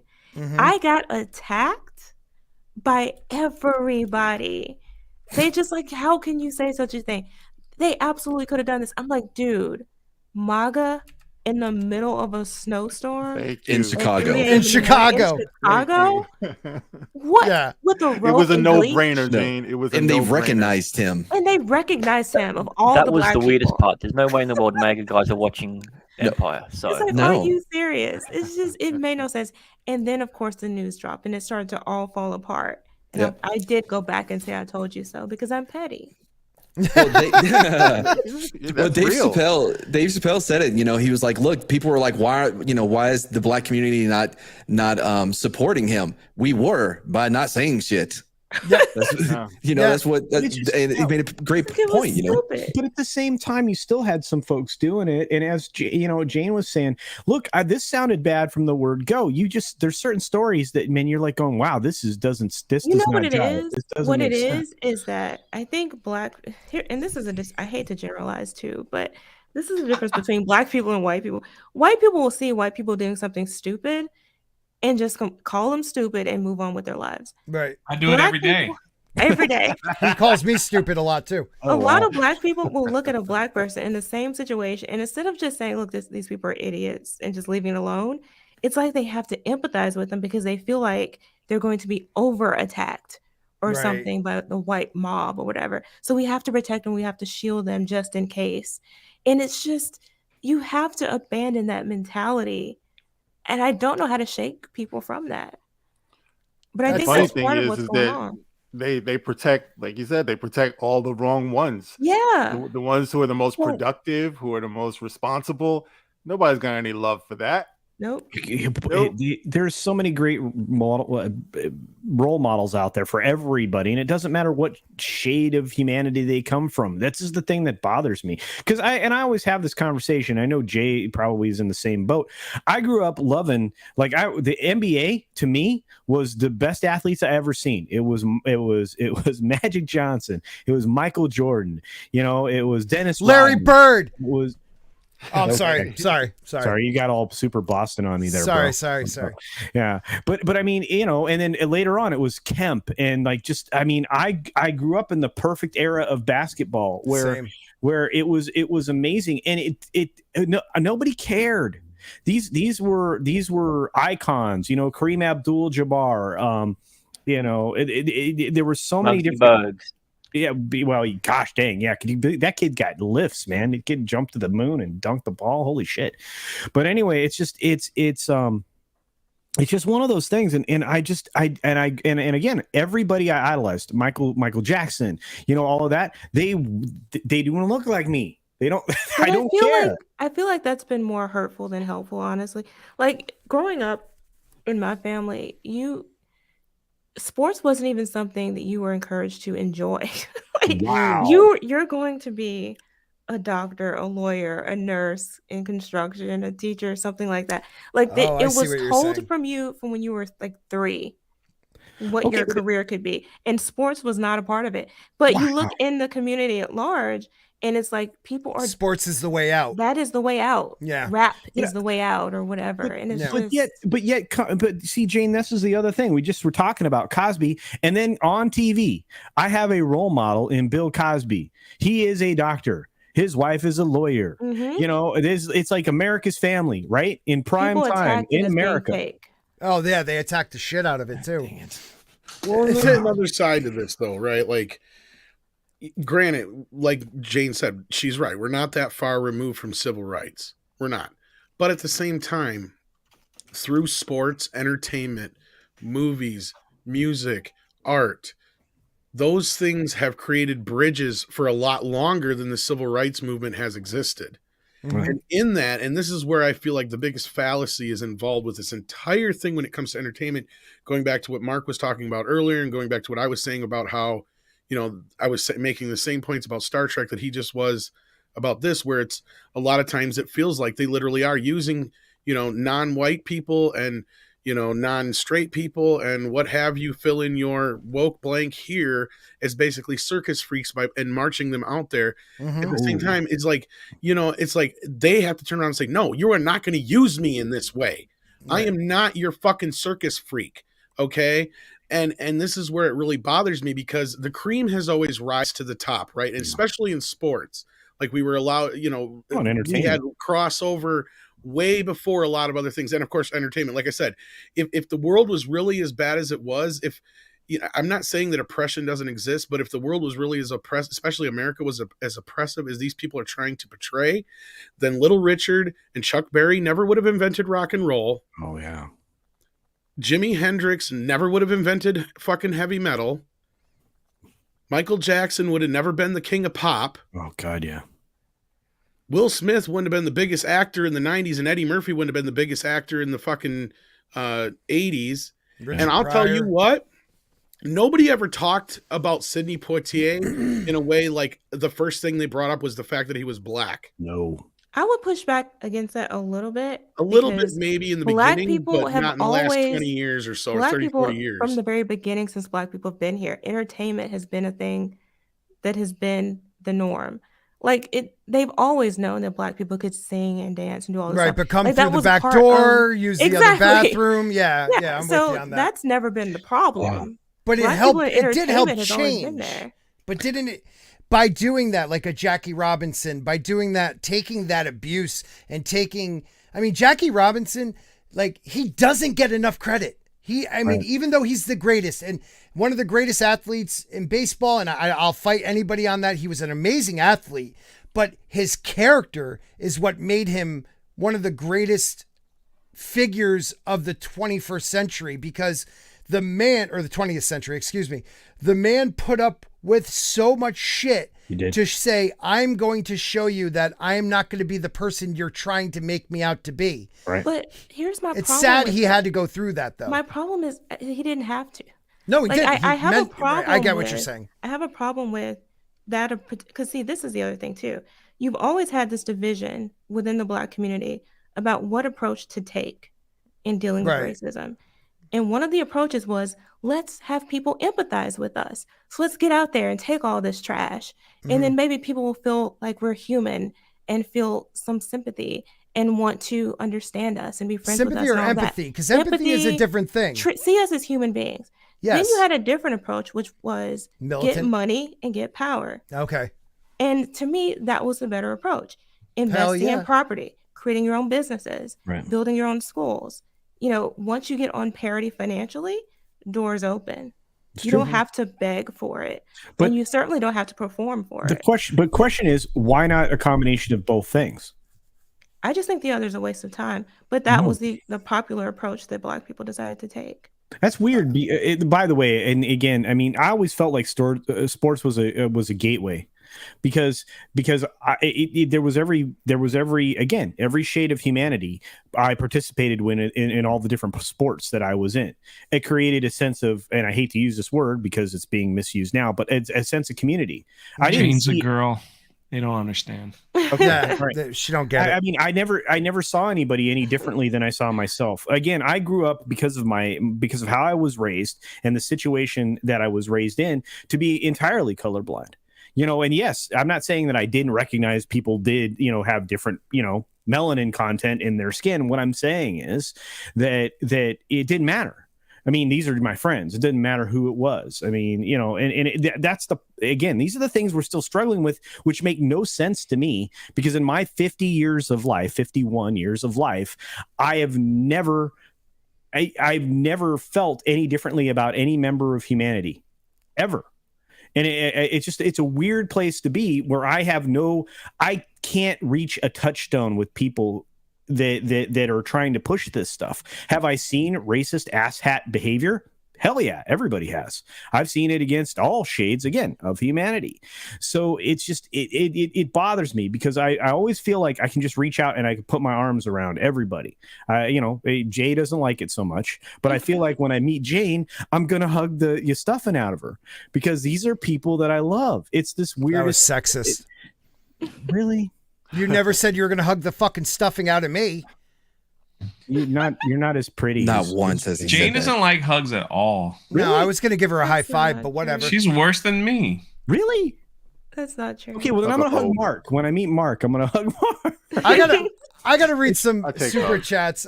so I don't have to look like I'm anything else. Mark will pick you up, shake you Oh, a I few love that. times. Yeah. I love that. I'm a little guy, so Powers over me. I can't wait. I'm a little guy, so that could work. Blue-eyed Roof Korean, the base for $5. I ruined my chance with Jane that time I came up with Fat Lee Adama is not canon on Seamus Adama. I can't wait to jerk. Shameless plug. Supreme Heretics Pegasus actual podcast. He's that guy. You're saying it wrong. What is that all about, Jane? I ruined my chances with Jane. Yeah. Well, Jamie Bamer is super hot to Miss Jane Theory. Just FYI. Okay. Who's He Fat makes Lee? fun of him all the time. I'm so lost. Jane says she likes hugs in the chat. Lies. Lost. But you know what? say that. I wanted to add to Jane's point. I think that the high profile aspect of our entertainers, it's what kind of put them in that position where people look at their accomplishments more. Because for all of those sports people and singers and rockers and everything, there were a lot of people who were making great strides in education, in business and things like that for a very long time. And you wouldn't know about that until somebody makes a movie about it. So it's about visibility of what's going on. But, I think that the responsibility is on every family to challenge themselves to break the cycle. When you see a show like Everything's Going to Be All White, the challenge is not just on Black people to say that's not how we feel. That's not how we feel at all. And to say it loudly, to your families, to your community. Look, stop letting these people talk for us. Stop letting these people put bad will out there against us. But the challenge is also on white people who see it too, to say, listen, we know we work with some of these people. They're not all like that. That's not how they feel. Because the people who are producing this, they're doing it to pit us against one another, to cause that great big distraction. So we can't see that they're taking all of our rights away from us as they're doing this crap right here. Look around at what's going on in the world. The truth market's a class war. Well, I'm sorry, Jane. Go ahead. Yeah, I was just going to say, it's also important to see how it is insulting to Black people. And I don't want to leave that out because I watched that first episode and they actually caricatured the Black quote unquote point of view with the character who wasn't a person who was being interviewed. This was literally a character that they put in the series who was acting in a very stereotypical fashion. And of course it was a Black woman representing their side to this dispute or whatever. And the show, for its marketing having to do with quote unquote discrimination and what Black people are experiencing in America and all of this, focused on absolutely none of that. And instead focused on January 6th and slavery and all these other things that aren't necessarily relevant to the Black community today. So the whole thing is a lie. And you can tell it's politically driven to try and get Black people upset about January 6th when the vast majority could care less. Right. But they need to sort of create some sort of division. You got to keep turning that knife. You got to keep turning that knife. E-Hacker here with 25N. I don't think it's yen, it's N. Grats on 2,000. Thank you, my friend. Thank you for coming on the show when you have a chance. He's a good dude. He's amazing, yeah. And in Japan, I believe it's yen. No, it's N. He told me it's N. You dropped the Y. Yes. Okay. He's my friend. We talk a lot. Whatever. No big whoop. Oh, that's right. Money, yeah, he's huge. You're huge adjacent. I am. I'm pretty impressive. We're at the 2100. All 2103 of you. I love you all. Thank you for being supporters of my channel. I dropped a couple member chats in your. Okay, I'll take a look at those in a second. Blue Eyed Roof Korean again. The base for $5. My theory: Disney got great reset. Yep. Info early. Then Iger retired before Koof. Someone leaked. Demic plot. Gina spilled the beans, knowing what's to come with one pick. The Great Reset is something that freaks me out a bit because they are using it in speeches. Our own president. Yeah, they keep having those Freudian moments, letting other things fly like New World Order. Yes. If you want to talk about the Great Recess, definitely check out Comics Division Monday nights after my show. His show is at like 9:30 p.m. Eastern, I want to say. And we're always talking about stuff like that on Comics Channel because if we're not talking about it, who will? Eric K for $1.99. Who has seen The Birdcage here? Of course. Me. I love that. That's such a great film. Robin Williams, Nathan Lane, the remake of La Cage aux Folles, the French film. But Robin Williams would never, well, he's dead, but would never be casted in that role right now. Well, and maybe Nathan Lane wouldn't be either, but I just, I question him. I don't care. The point is that it would be an entirely different film because they wouldn't cast the actors that made it so popular and so good. And but it's a great film. It's one of my favorites, and it's one that the boss and I will pull out and watch, every once in a while. It's just great. I mean, the comedy's golden. And look, we have to be able to laugh at ourselves. That's another element of humanity, the ability to look at ourselves and the caricatures of ourselves and laugh. Right. It's one of the reasons why I don't care if people meme the shit out of me. It's funny stuff. It's hysterically funny, and I appreciate it. Right. When that's just what I was talking about with my Lord of the Rings video. That I think a lot of us have lost the ability to be able to laugh at ourselves. So the people that they're casting that shouldn't be in that story, they have no self-awareness. That's why I came up with the Dinner for Schmucks thing, because they don't know that they're being used this way. And I gave the example of what was it? It was the Martin Lawrence movie. It was also Dave Chappelle in Robin Hood Men in Tights, where you could actually make fun of him being out of place that way. It's better, I was saying in the video, it's better to be in on the joke than to be the joke. Yeah, laughed at or laughed Dave with. Chappelle in that movie was in on the joke. He was able to have fun with it. We were able to have fun with him. Right. But with this, I just see a bunch of people laughing at these poor actors that they put in there. And I hate the fact that the black image is turning into this. And that's what a lot of people who came into my comment section wouldn't understand. This is not about me. Like, I watched Lord of the Rings. I watched The Hobbit, when I was growing up. I watched the Rankin Bass cartoons that I love. Oh, I love those. You know what I mean? Is that a throwback or what? That's so good, though. But my approach was not to defend the lore. My approach was, these people are embarrassing these young actors, and they deserve better. Right. We deserve better with our image. Yeah. We deserve better as a like people. Well, let me ask you a question, Mark. Can I ask you guys a question then? Do you support, like, I'm sorry, I forgot his name now, the kid who played Finn and Ray Fisher for standing up for what they believe in? Boyega. Yes. Of course. Like, they're getting mocked. Ray Fisher gets mocked for trying to point out two different things, though. Well, they are two different things, and I understand that, but they're also two men willing to stand up and say, I'm not going to be treated this way. And Ray, the guy who played Finn, he didn't want to become that guy. Like, if you watch his interviews during The Rise of Skywalker, you could tell he was done with it. He was done with being that caricature. Like, I'm only here now to be the token black, character instead of what I thought I was going to be. You can tell they lied to him. He had a completely different perspective on what his character was supposed to be. And even in Lord of the Rings, it's not like there aren't dark-skinned people in the world. Right. And a lot of fans would have been perfectly happy to see more on the hard rim. Like, yes, let's show us what's going on there. Same thing with Game of Thrones. We went through this, remember? Yes. They decided to do this whole race thing with Corlys and his family. Yep. When you have all of Sotheros there. Yep. Show us the Summer Isles, Dorne, more of Essos. Like, fans would love to see these worlds expanded upon. Yep. But no, they would rather go the cheap route. That's why I beat that drum for Black Panther the way that I do, because that's one of the few actual, genuine black characters that are out there. That's the reason why it resonated the way that it did, because people understood the honesty of it. This wasn't Superman in blackface. Right. It was a true character that actually broke through. Right. Stan Lee was great. That Stan Lee and his team were able to create that. People just took it and ran with it in the other direction, as far as, this belongs to us and nobody else can have it. But it was created by a Jewish man. So you got to give respect where it's due, because that's how we grow together. That's how we respect each other. Right.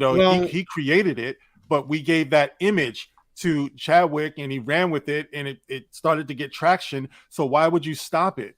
Right. Black Panther was at least accepted by the mainstream. What happened, though, that I thought was funny that a lot of people didn't really go after was when that new Shaft movie came out and the media attacked the piss out of it. I remember that. And I think it has everything to do with a lot of stuff. Samuel L. Jackson's film? The one that just come out like a couple years ago. The one that had all three of them in it. Was that after Black Panther? Yeah, I think it was right around the same time or just. Oh, yeah. because they attacked the hell out of it because it wasn't woke enough. And that's what I'm going. Stupid. Actually, I heard my man did say it's my duty to please that booty. You know, nobody wants to hear that now. The whole point I think they had a problem with it was though is because it showed a straight black man being a straight black man, or actually a group of straight black men being straight black men, and I think that's why they were just fucking threatened by it, and they wanted to tear it down. Well, Jane has a great take. Jane, you have a great take on black men in film. I do think you're starting to see sort of black men, especially darker skinned black men, sort of feminized and all of this to make them more safe.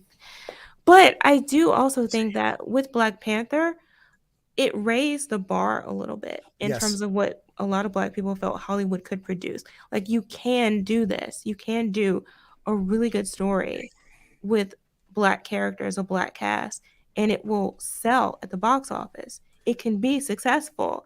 And then they turn around and go back to stereotypical stuff. Right. And that was kind of disappointing. It's true. Now, how did you guys feel with Luke Cage? Dude, I love that. I thought that was a great show. Wait, are you saying that Shaft was stereotypical? Wait, when? Shaft. The most recent one?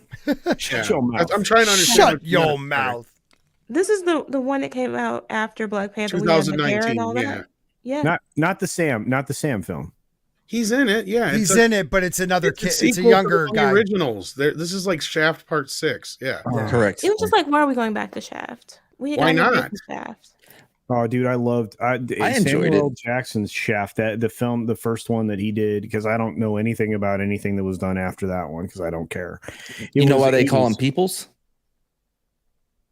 Because he takes care of his people. Because he takes care of his peoples. Yeah. There you go.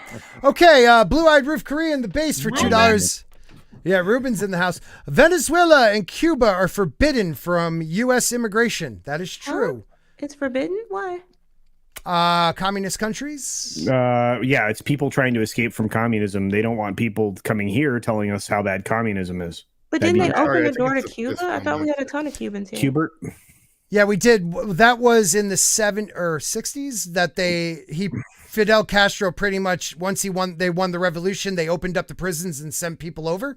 Now, I'm not saying everybody who came over from Cuba was like that, but he kind of mixed in a group of people and sent that, and Miami became a beautiful Cuban, population. But a lot of the reason he did that was to get rid of people he felt that were just like against communism, political challengers. Instead of offing them, he sent most of them to America, plus a lot of prison, people with criminal records. Ooh.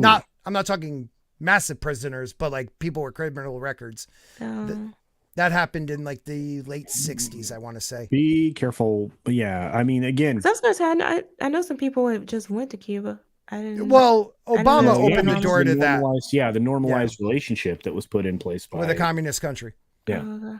Which, again, which is something that, the previous occupant of the executive office was turning back on in regards to a certain country to the east, that is building up a large arsenal and military force. Saudi Arabia? Nope. No. TikTok.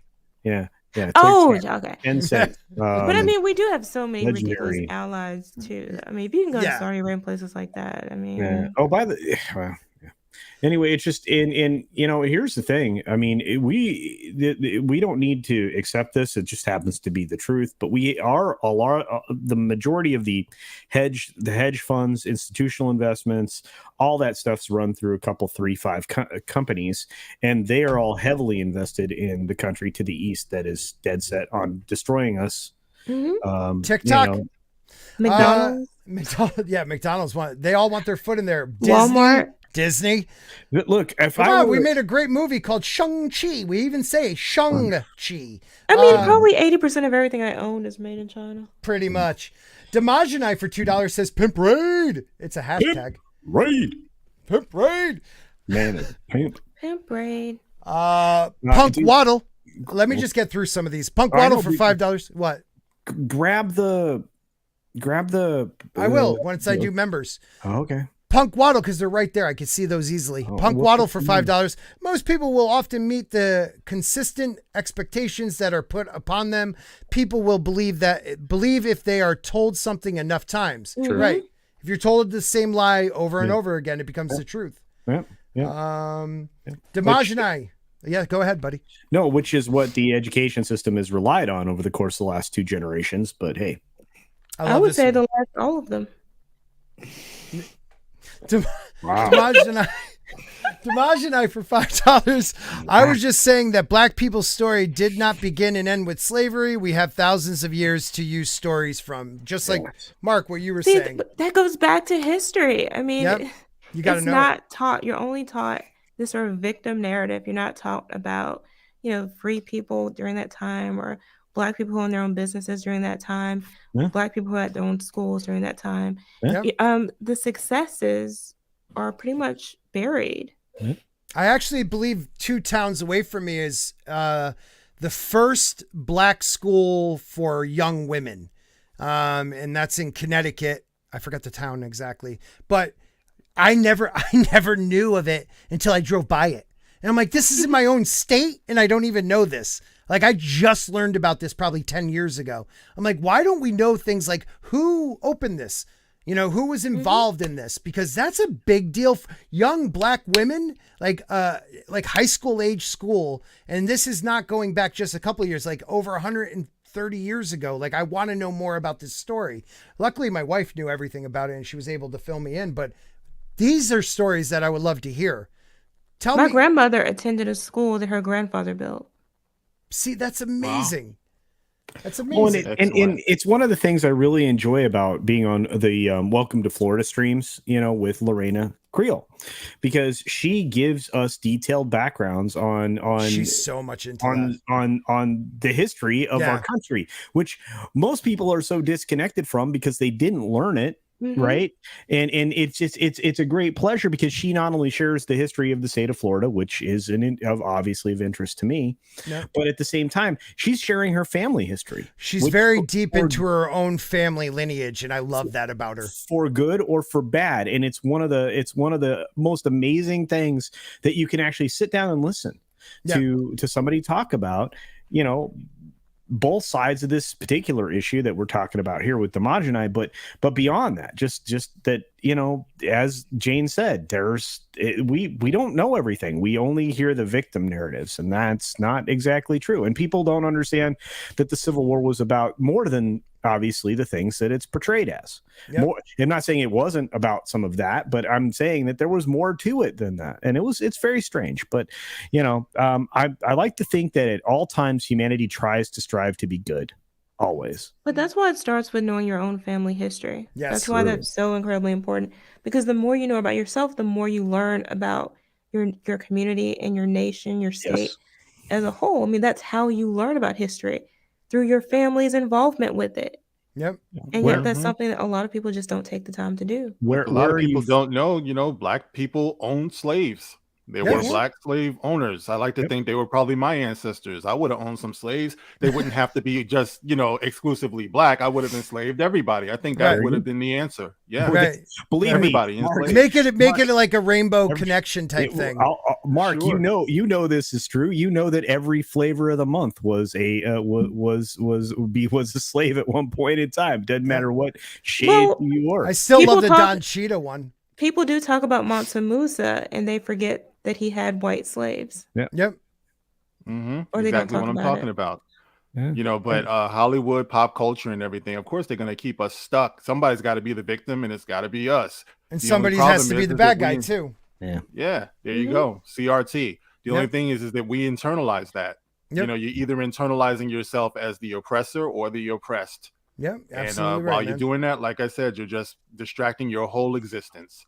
Right. And at some point, you do have to break that cycle. And I've been saying in my most recent videos over and over again, the challenge is we have to be the generation who's going to do it, because evil only rules by generation. So we can't think that it's actually going to get better with the next generation unless we don't make some positive, really well-defined strides right now. It's got to be us. Someone has to break that.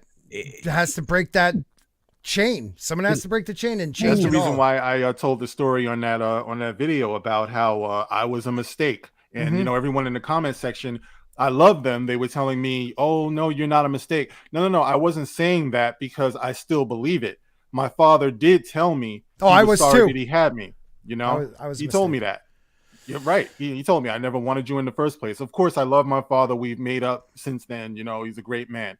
But back then, he ripped my heart out. And I had to live most of my life that way. Now, what do? I turn around, and you guys see the way I talk about my son. Yes. You know, Yes. I broke that cycle. Yes. You know, and me and my son, we hug it out all the time. We tell each other that we love each other all the time because it's got to stop. And who can stop it but us, each of us in our lives, you know, respectively. Yes. So that's the challenge. I think the good thing about it is that we live in a time where, as a practical matter, this is only going to be able to continue for a few more generations anyway. Because I've said this in my stream this morning, you're not going to have another major influx of Europeans. You're not going to have another major influx of Africans. So the people who are in this hemisphere are the people who are going to mix together. We're going to hump it out. And it's just going to be what it is. Everybody's going to be Hispanic essentially, and that's going to be it. Well, look at my kids are Italian, Welsh, Polish, African, Native American. Like they have so many different DNA in them that I teach them that they're American with these cultural backgrounds. Because I think that's another problem America has. Every kid I grew up was like, I'm an Italian American, hey. And it's just like, no, dude, you're American of Italian descent. Like, drop that part of it and just say, let's be American. Because once you realize you're one nation, you could start looking past certain things. But the problem is everyone, Irish American, African American. I personally think, holding on to that and not saying I'm American with these cultural backgrounds or history, really messes with people because they hold on to the idea that first word means more than the American. I think you have to look at the experiences of these people though. I get it. For those who were able to assimilate quickly, then they could do that. But Irish were excluded. Right. So Italians all they had too. to hold on to was the Irish or the Italian. Yep. And in Louisiana, the reason why you still have not only French culture, but a revival of it, and people sort of going almost to the extreme of trying to push French immersion all over the state, and sort of reclaim that identity, is because when Americans came here after the Civil War, they imposed their culture on ours. Yeah. And so it was never voluntarily adopted. So I think that's going to take some time, and it's going to be a little bit harder for people who feel like their culture was ripped away, as opposed to them saying, okay, I'm embracing American identity voluntarily. And you put it perfectly. My great grandfather only spoke like he called it American English, and wouldn't allow my grandmother and her aunt and her sisters to speak it. But my great grandmother would not speak English. She would only speak Italian because they had that two different views like you're talking about. And that it's kind of interesting. It happens in the family itself. I'm going to get to these. I know it's been about the 2-hour mark, so I'm just going to run through these real quick. If anybody has to go, I understand. RevKev, Canadian $5. He says, I so appreciate this conversation, but I need to crash. Have a great night, everyone. I love you, RevKev. Dude, Blue-Eyed Roof Korean, the base for another $2. Dude, Joe Louis versus Smelling. I always say his name wrong, but that was in... Joe Louis Smelling was the only person ever to knock out Joe Louis, and he came back in the Olympics and beat him in front of the goddamn Nazis, so that was great. But Smelling was not a Nazi. He just fought for his country, and that has to be made sure that's separated. And Jesse Owens versus Bad Guys World War II. These things have to be remembered because they were big moments in sports. Sometimes can change a lot of people's views, and I know it shouldn't happen that way, but it does. Here, let's see. I know I have a couple big ones, and then my other people. So Larry is a channel member once again. Thank you, Larry. Makani Draws is also a new channel member. So Makani, thank you very much. Blue-Eyed Roof Korean base for $2. The fan helped Boyega see how he was being used. IMO. The fans did, and I remember when that was happening. That was an interesting awakening of Boyega. Shoot, But I do hope feel you saw like one of my videos from back in the day because I was kicking his ass for a long time, but that was in love. I really wanted him to understand what was being done to him. You know. Yes. He was my son's favorite character in The Force Awakens, and then in The Last Jedi, what they did was it's just disgusting. It was disgusting, actually. Yeah. He could have been one of the best characters in Star Wars history. Oh man, we could talk about that for hours. Valiant Renegade for $10 had to swing by and show some love. Was filling in tonight on Echo Base. Ooh, look at me, Valiant Renegade. God love you, man. God bless and hope you all are having a wonderful weekend. He is one of the best voices in YouTube. He sounds like he should be like 100,000 subscribers. Like I said, Macklyn Draws is a new channel member. Thank you, Macklyn. I love you, man. Ruben Christopher Haynes for $50. Time to call it all out. The elites have a plan to destroy us like Ego from Lago. Yeah, from Otello. Why don't you read this? Because I am lost already. Yeah, from Otello. A demon whispering lies to divide us. The plot of Sum of All Fears and The Winter Soldier are all about dividing us from within. A house divided cannot stand. I love Ruben. Yes, sir. I love Ruben. Sir. Dude, he spouts the truth constantly. He does, and he gets knocked off of Twitter once a week. He is a great follow, a great human being. If you get the opportunity to meet him, do so. He is a good man. Yep. Also, check out the series Jericho. It's another one about dividing the country. Okay. It's on Netflix. And let me just hit my last couple in the culture put in the chat.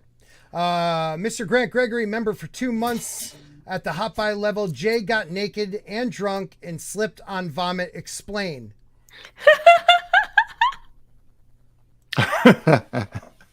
What is that all about? I heard that.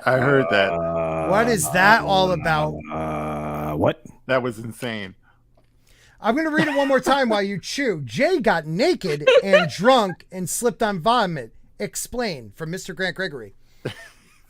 I'll explain it Monday on his channel. Okay, everyone, that was a great they're lead. Exclusive. Well, not That's exclusive. Secondarily. I like it though. So make sure you guys are subscribed to Mr. Grant Gregory. If you could put his link in the chat, guys, please do. What are you eating, dude? What are those? Crisps. Carnivore crisps. You know who else eats those? One of the coolest people on the planet, Melanie Mack. I am a very keto type of guy. That looks like something I would like. It is a keto food. That she is 100% carnivore. Is she really? Yeah, I'm going carnivore for Lent. So. She just started her cooking stream today. Someone has to help introduce me. Jay. She's awesome. What else do we have? We have Ruben Christopher Haynes, member 2 months, member for 4 months, Littlefinger level. Sporking News podcast, awesome. Everyone gets love from me. I stand for justice. As you know, when I get mad, it is against pure evil, and there is pure evil. Save everyone. I will be the shield. Yes, you are, sir. That's right, my man. Yes, you are. Larry is a channel member again for a full year now at the hot pie level. Macklyn Draws is a hot pie. So we are done with that unless somebody threw out another one. I think we are good. Guys, I love when our chats go this way because this is important. Oh, Andy McCallum. Hi, Sporking, CC, Mad, and the rest of the panel. I love them. Scott, also, I just wanted to state one thing. Remember last week when you promoted that small channel for the spin, doing the Star Wars spin? Yes. Yeah. He's now hit 37,000 views on that one. He's welcome. Yeah. I started that roll. He only had 34 views when I showed that one. Can we show that again? Where is I gotta find that one? Star Wars talking about that spin. The spin was awesome. Oscar Isaac does a really great cover of that song. It's in the private chat. You got it in the private chat. All right, we'll go out. I'm glad we could have this conversation, Culture. You're such a nice guy. I was kidding, dude. God, hold on, man. Hold on. Here we go. You got another member chat when you're finished with that. I do? Okay. I'll do that and then we'll go out on the spin. Sure. Yeah, we're going to go out on the spin. Toxic Man Flu, member for a year, member for 18 months. I don't know why it does that. 18 months, Littlefinger level. Scott's balls don't work anymore. Nice. Thanks, Toxic Man Flu. They work. They just don't breed anymore. All right. Here we go. They kind of have like they're pointless at this point, right? You know what? It still feels good. I'll try spinning. That's a good trick. So that's Lord Callum, you said?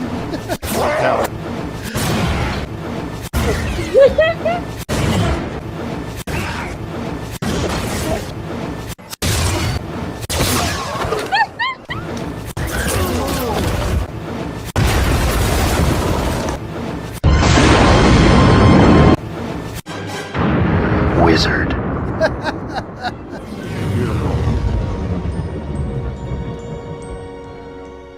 That is an awesome one. That's too funny. That is up to 37,000 views. We found it at 34. I'm going to say we made him big. I know, and I went out of my way to promote that stuff. I'm like, let's make this go viral, right? And we did.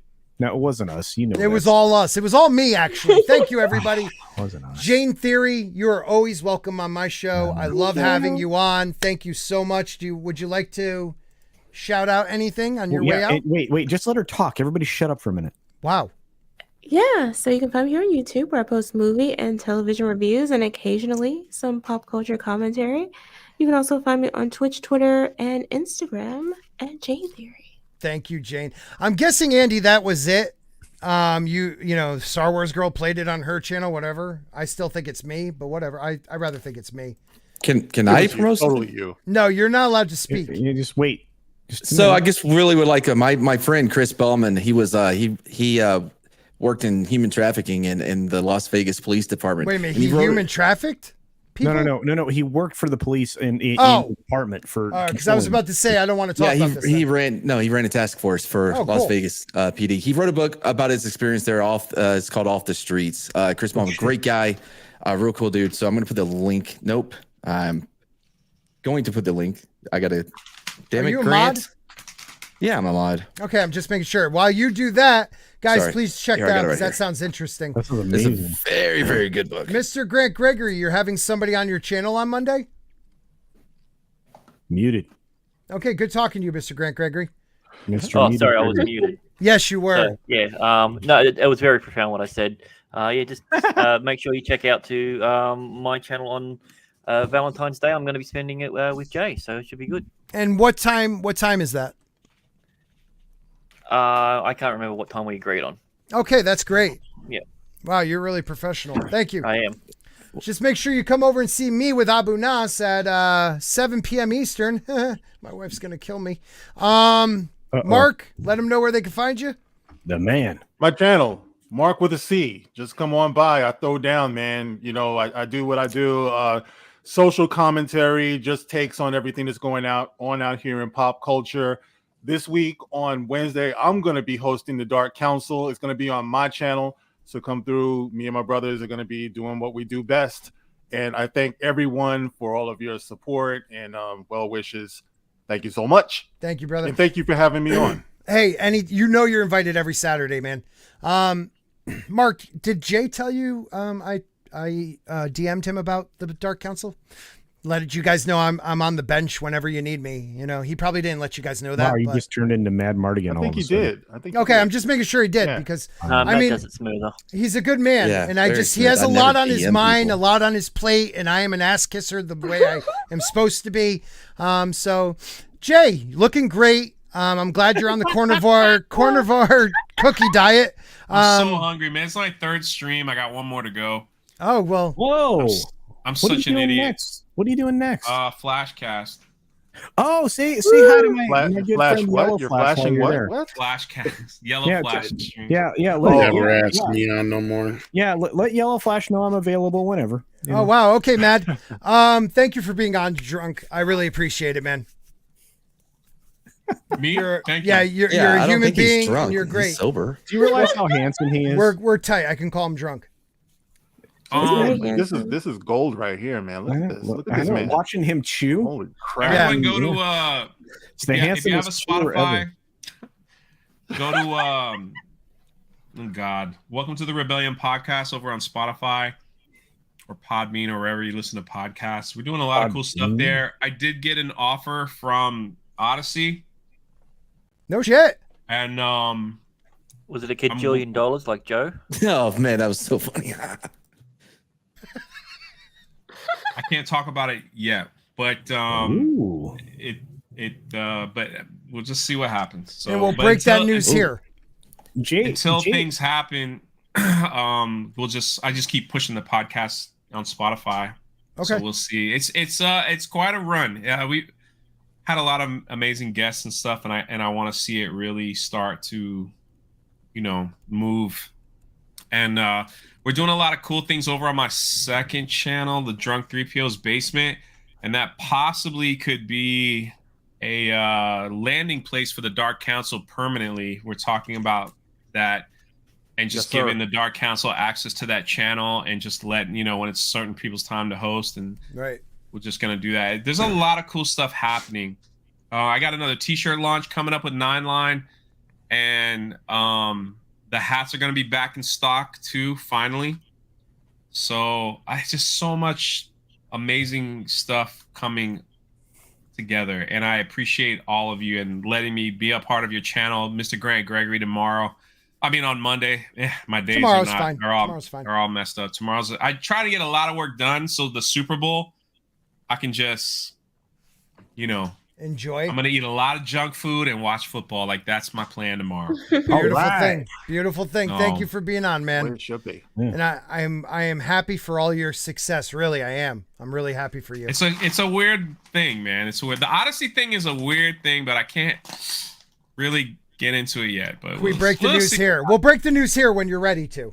Break the nudes. I ain't sell that, but. Oh, okay. You tried, Scott. I tried. I really tried. Thank you, Jane, for noticing my hard work. Wait, $100 million? You're getting the Dave Rubin deal? Gazillion. Can't say. Okay. Can you read that? Yes. Toxic Man Flu for $5 says, I think it's nice you let a mentally challenged vet on the panel. And who's that? That would be Mad Cheesemo. Who wears Word makeup? to your mother. All right. Oh, sorry. sorry. Andy Delayed. McCallum said, if it wasn't for me, meaning me, I wouldn't have told that Star Wars girl. So I did break that guy's 37,000 Thank you, Andy McCallum. views. You were such a great. Culture, before we go, do you need to, tell anybody anything, all the different streams you're on, all that stuff? You mean Tom? And it is a reminder, I've been here when it was glory hole days, and I've been here when it wasn't. And so, having said that, I want me some glory hole. No, I was talking to you. Tom's last because he's Bat Tom. So he has to be. He's always the last one on my panel. What do you need to plug? Well, I apparently am doing karaoke. I didn't know that. I found that out on the stream shortly after this. One of your house or one of mine? And it's probably in your house because there's not enough. No, not right now. Okay, great ending. Oh yeah. Okay, great. Channel. Yeah. Oh. I have a channel. It's Culture Casino. I have an Odyssey. It's Culture Casino. I have a Rumble. It's Culture Casino. I have a Minds. It's Culture Casino. I have a Twitter. It's Culture Casino. And of course, you can find me here on YouTube at Culture Casino. And I do 5 days a week, Monday through Friday. I do the 6-minute daily. You can check it out. It is a news and entertainment information program that takes. Is that daily minutes. or is that like? It's not daily. Work week. I would call it the work week daily. It's a very misleading title. I mean, because if you did it daily, it would be 7 days a week. Yep. It's also not even 6 minutes long. It's like 12, 13 minutes. I know. It's so fucking long for 6 minutes. Have you seen his outros? Have I, anyway, I haven't been on there. Because I have incredibly talented editors who one of them just took a shot. Here we go. I got editors. He does videos for me. Those are released on weekdays as well. I will continue to keep those up 4 or 5 times a week. You'll see a great video. Again, edited, and only great because they're edited by the man at the bottom of the panel, Mr. Grant Gregory. We also have, of course, the 25 live streams I'm on every single week, which I will be paring down a little bit here and there because I need to sleep. And, okay, great. Thanks for being here. You'll see me hanging out with Jay, Drunk 3PO in Florida from time to time. Mm-hmm. I do hang out with Tom on the regular, including doing karaoke, which I'm about to do. Let's see. What else can I tell you about me? Oh, God. And last but not least, Tom from Midnight's Edge, or should I say He-Man? Adam, somebody. Wait, you let Mad go? Huh? Mad? Yeah, I did. I didn't take up the whole time talking about myself. Mad was really quick. Yeah, and I promoted my friend instead of myself. On today's episode, we learned a very important message. When you're down, just remember, you're somebody's reason to masturbate. Until next time. Thank you. I love you, Tom. And guys, don't forget, Monday night we have Abu Nassan at 7 p.m. Eastern. And next Saturday we have another member of the Dark Council. Stay tuned. Have a great night, everybody. Be safe and be good to one another. Bye-bye.